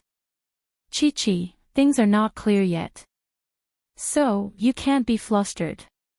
I've seen your exam paper, and it's indeed not this score. But, we need evidence. We need to figure out which part of the problem went wrong. That's right, Chi-Chi said. Also, 598 marks. Although it is not as high as 724 marks, it is higher than the admission requirement. But, I have a suggestion for you. The Forensic Science Department of Xingting University is not any worse than the Engineering Department of Xingting University. Every year, there will be a second admission. But, because of the special nature of the profession, there are always not enough people. It is called the makeup. If you have the courage to choose, forensic science is also a cool profession. Of course, it is just a suggestion. We must not let the bad guys get what they want. At the same time, we must pull ourselves together. After all, an outstanding person will shine no matter what position they are in. And, the despicable people will be despised by the world. Mu Chi-Chi finally raised her head after hearing Lu Wenhua's suggestion. Her eyes were filled with tears. Because Lu Wenhua was right. Thank you, Principal Lu. I will help you. Justice will also help you. Don't worry. The bad guys will pay the price. Su Zipei was standing behind the two of them. After hearing what Lu Wenhua said, she was touched. Actually, she knew that this man was different from the scumbag before. He was honest and kind. She just did not dare to try it again. Then, Lu Wenhua left the villa and let Mu Qiqi think about it herself. Of course, the most important thing now was to figure out when Mu Tongxue had swapped her exam papers. As for the forensic science faculty, she had to consider it carefully. At this time, Su Zipei looked at Mu Qiqi with a pained expression. She had worked so hard for a year, but she did not expect that her results would be stolen so easily. On the other hand, Mu Qiqi seemed to have grown up a lot overnight. Her mental endurance seemed to have been greatly expanded. Because she knew that being depressed now would not change anything. Her greatest goal now was to make Mu Tongxue pay the price. In fact, there were quite a lot of rumors in school. After all, it was understandable that Mu Qiqi performed poorly in exams, but Mu Tongxue's performance was extraordinary. It was unbelievable. Moreover, the two sisters had always had a grudge against each other. Now, their results had changed dramatically. That was why Mu Tongxue's true results were being questioned. Mu Tongxue probably did not expect Mu Qiqi to do so well in the exams, did she? Third in the country, first in Eton. Even if she used all her skills, she would not be able to wear such a hat, nor would she be able to withstand such doubts. That was why Mu Tongxue was nervous even as she was praised. Because it was too obvious, but the Mu family had taken turns to praise her. She could not back down now. Moreover, who could prove that her results were Mu Qiqi's? As long as she insisted on it, it would be useless no matter how many doubts there were. Everything was settled. Even if Mu Qiqi wanted to fight back, there was nothing she could do. Schwapper, you did so well this time. Grandpa has rewarded you too. He has transferred 5% of Mu Group's shares to your name. Shouldn't you thank Grandpa? Mu Tongxue took the phone from Mama Mu and thanked her grandpa. Because she knew what 5% of shares meant. No matter what, the results had brought her too many benefits. Even if Mu Qiqi wanted to fight to the death, she would not give in. It was her result. It was hers. Late at night, Xing Xiao brought Mu Qiqi to her new home as usual. However, there was no joy on her face. Xing Xiao knew very well what this little one had gone through. He felt sorry for her too. So, he carried Mu Qiqi to the bedroom and put her on the bed. Then, he said, Jing Yun has found out who was the teacher who collected the papers. But now, Mu Qiqi's total score is 598. Xiao Xiao, I can't get into the best department and become your junior. Mu Qiqi's tears flowed out of her eyes after she said that. But she stubbornly wiped them away. Do you really have to enter that department? Did I say that? But that's my goal. It's what I've been working towards. Your goal is me, silly. Can't you see the future clearly with me around? Then, Xing Xiao kissed Mu Qiqi on her lips. Lu Wenhua came. I know. He's really looking out for you. You can accept him as your uncle. I can't accept it. It's impossible for Mu Tongxue to enter Xingting University. Don't even think about it. Xing Xiao told her the answer firmly. I will make sure that she will never be able to enter Xingting University in this life or in the next life. Little one, let those people be proud of themselves and laugh at them. In the end, she will know what it feels like to fall from heaven to hell. She dares to bully my woman. I will let her know what it feels like to be in a state where she can neither live nor die. Then, Xingxiao kissed Mu Qiqi hard. He used all his strength to comfort her broken heart. When did the crown prince ever try to please others? Now, he was doing it. Because he knew very well how important this little one was to him. Mu Qiqi trusted Xingxiao. So, she could not sleep for a few days. Finally, she fell asleep under his comfort. Then, Xingxiao got up and rushed to the Lu family. It was because he had promised Lu Wenhua that they would work together to investigate the cause and effect of this incident. Young Master Xing, we need to start from these aspects. First, we need to check if the teacher who was in charge of receiving and distributing the exam papers was bribed.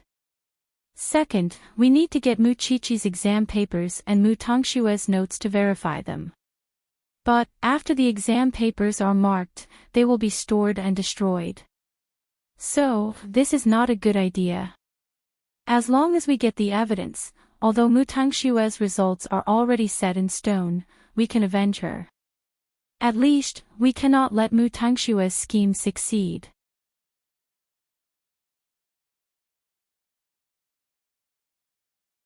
Chapter 80. Ever since Mu Tongxue stole her results, Mu Qiqi had become much quieter. She did not smile at all. Su Zipei was very anxious. Qiqi, just tell me what's wrong. Don't keep it in your heart. I feel so sad when I see you being so quiet. Su Zipei could not help but comfort Mu Qiqi. The Mu family is really despicable. How could they steal our results? If I could kill Mu Tongxue, I really want to end all my troubles.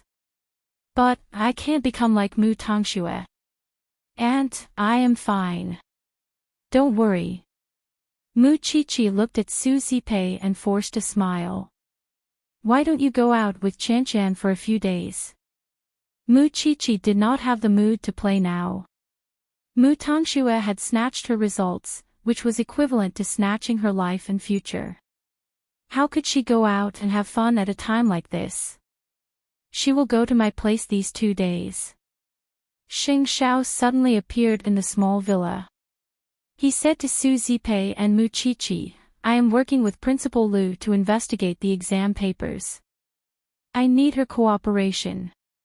Xingxiao's reason was reasonable. Su Zipei was not worried. All right, young Master Sheng. I will have to trouble you for the next few days.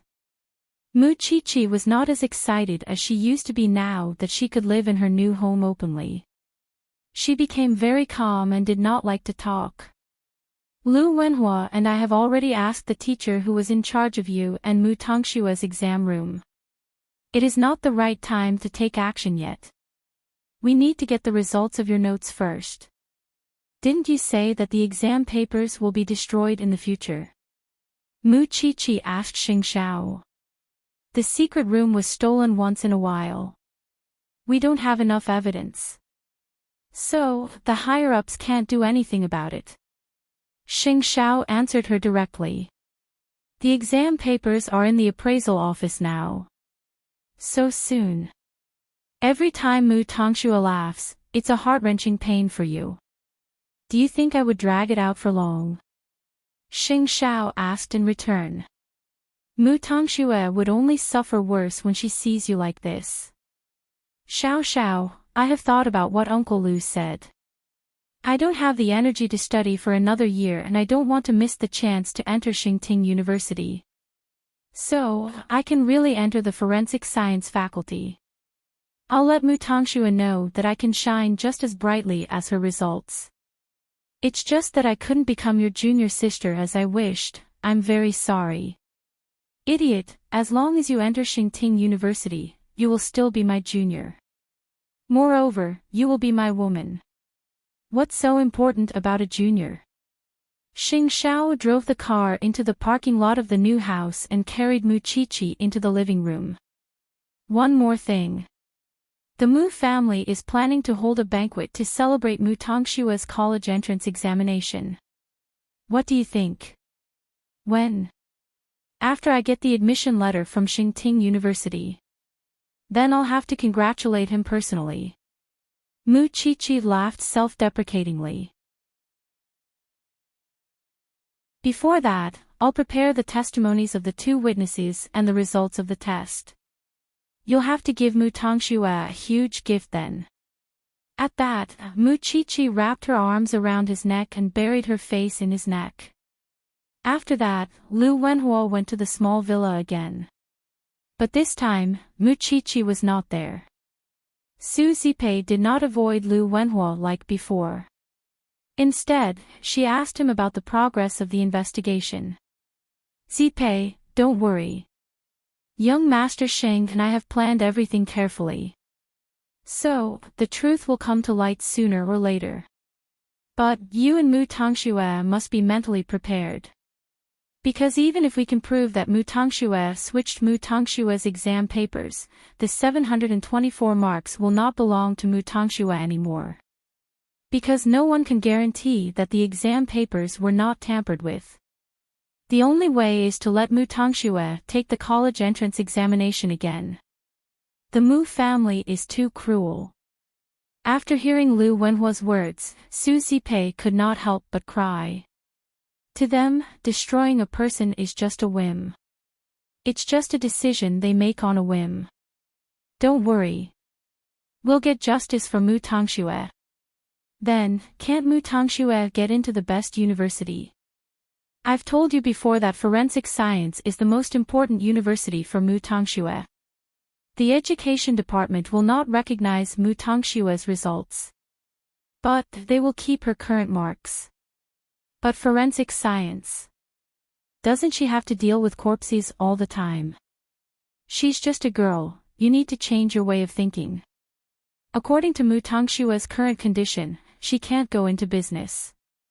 But she can go into politics. It's also a way for her to protect herself. Su Zipei felt that what Lu Wenhua said made sense. Then, she said, I'll let Mu Tongxue think about it. Then, that's all for today. I'll go and ask the people from the appraisal department. Xing Xiao was the one who gave him the exam papers. Although he did not know when Xing Xiao sent someone to infiltrate the confidential room, it was not an urgent matter anymore. If the higher-ups wanted to pursue the matter, he would bear all the consequences. Then, Xing Xiao and Lu Wenhua went to the appraisal department. They gave each other Mu Chi-Chi's daily notes, exam papers, and Mu Tongxue's daily notes and exam papers. After comparing the notes with the professionals, they finally came to a conclusion. Firstly, the names on these 2 college entrance exams have been altered. They used the most advanced correction potion to alter the names without leaving a trace. Currently, this kind of thing is almost impossible to buy in the market. It can be found overseas, but it costs a lot of money. Secondly, the notes in these 2 exam papers are very similar. The similarity is 70%. After comparing the notes with Mu Tongxue's daily notes, we found that one of the 2 exam papers has been forged. But there are many traces of forgery in one of the exam papers. And this forgery is very similar to Mu Tongxue's notes. No matter how a person imitates, no matter how well he or she imitates, he or she will not be able to change his or her habit of using his or her pen. So, after comparing the 2 exam papers, we found that they were swapped. And, in order to confuse the public, Mu Tongxue even practiced Mu Chi-Chi's notes. This can be seen from her sudden change in writing habits. Actually, it's a very clumsy method. If Mu Chi-Chi did not do so well in the exam, she might not even realize it herself. She might really think that she did something wrong in the exam. But, Mu Chi-Chi got the 3rd place in the entire country. Lu Wenhua told the staff from the appraisal department. I'm afraid Mu Tongxue did not think about it too. Because she prepared for the exam seriously. Otherwise, she would not have passed the admission requirements of Xingting University. You're tuning into the LoveLore Library YouTube channel. We're so grateful for your support, and don't forget to subscribe to join us on this incredible journey through captivating stories. Your generosity through donations truly makes a world of difference, as it's the primary source of revenue that allows me to expand and enhance this channel for you. Thank you from the bottom of my heart for being a part of this adventure.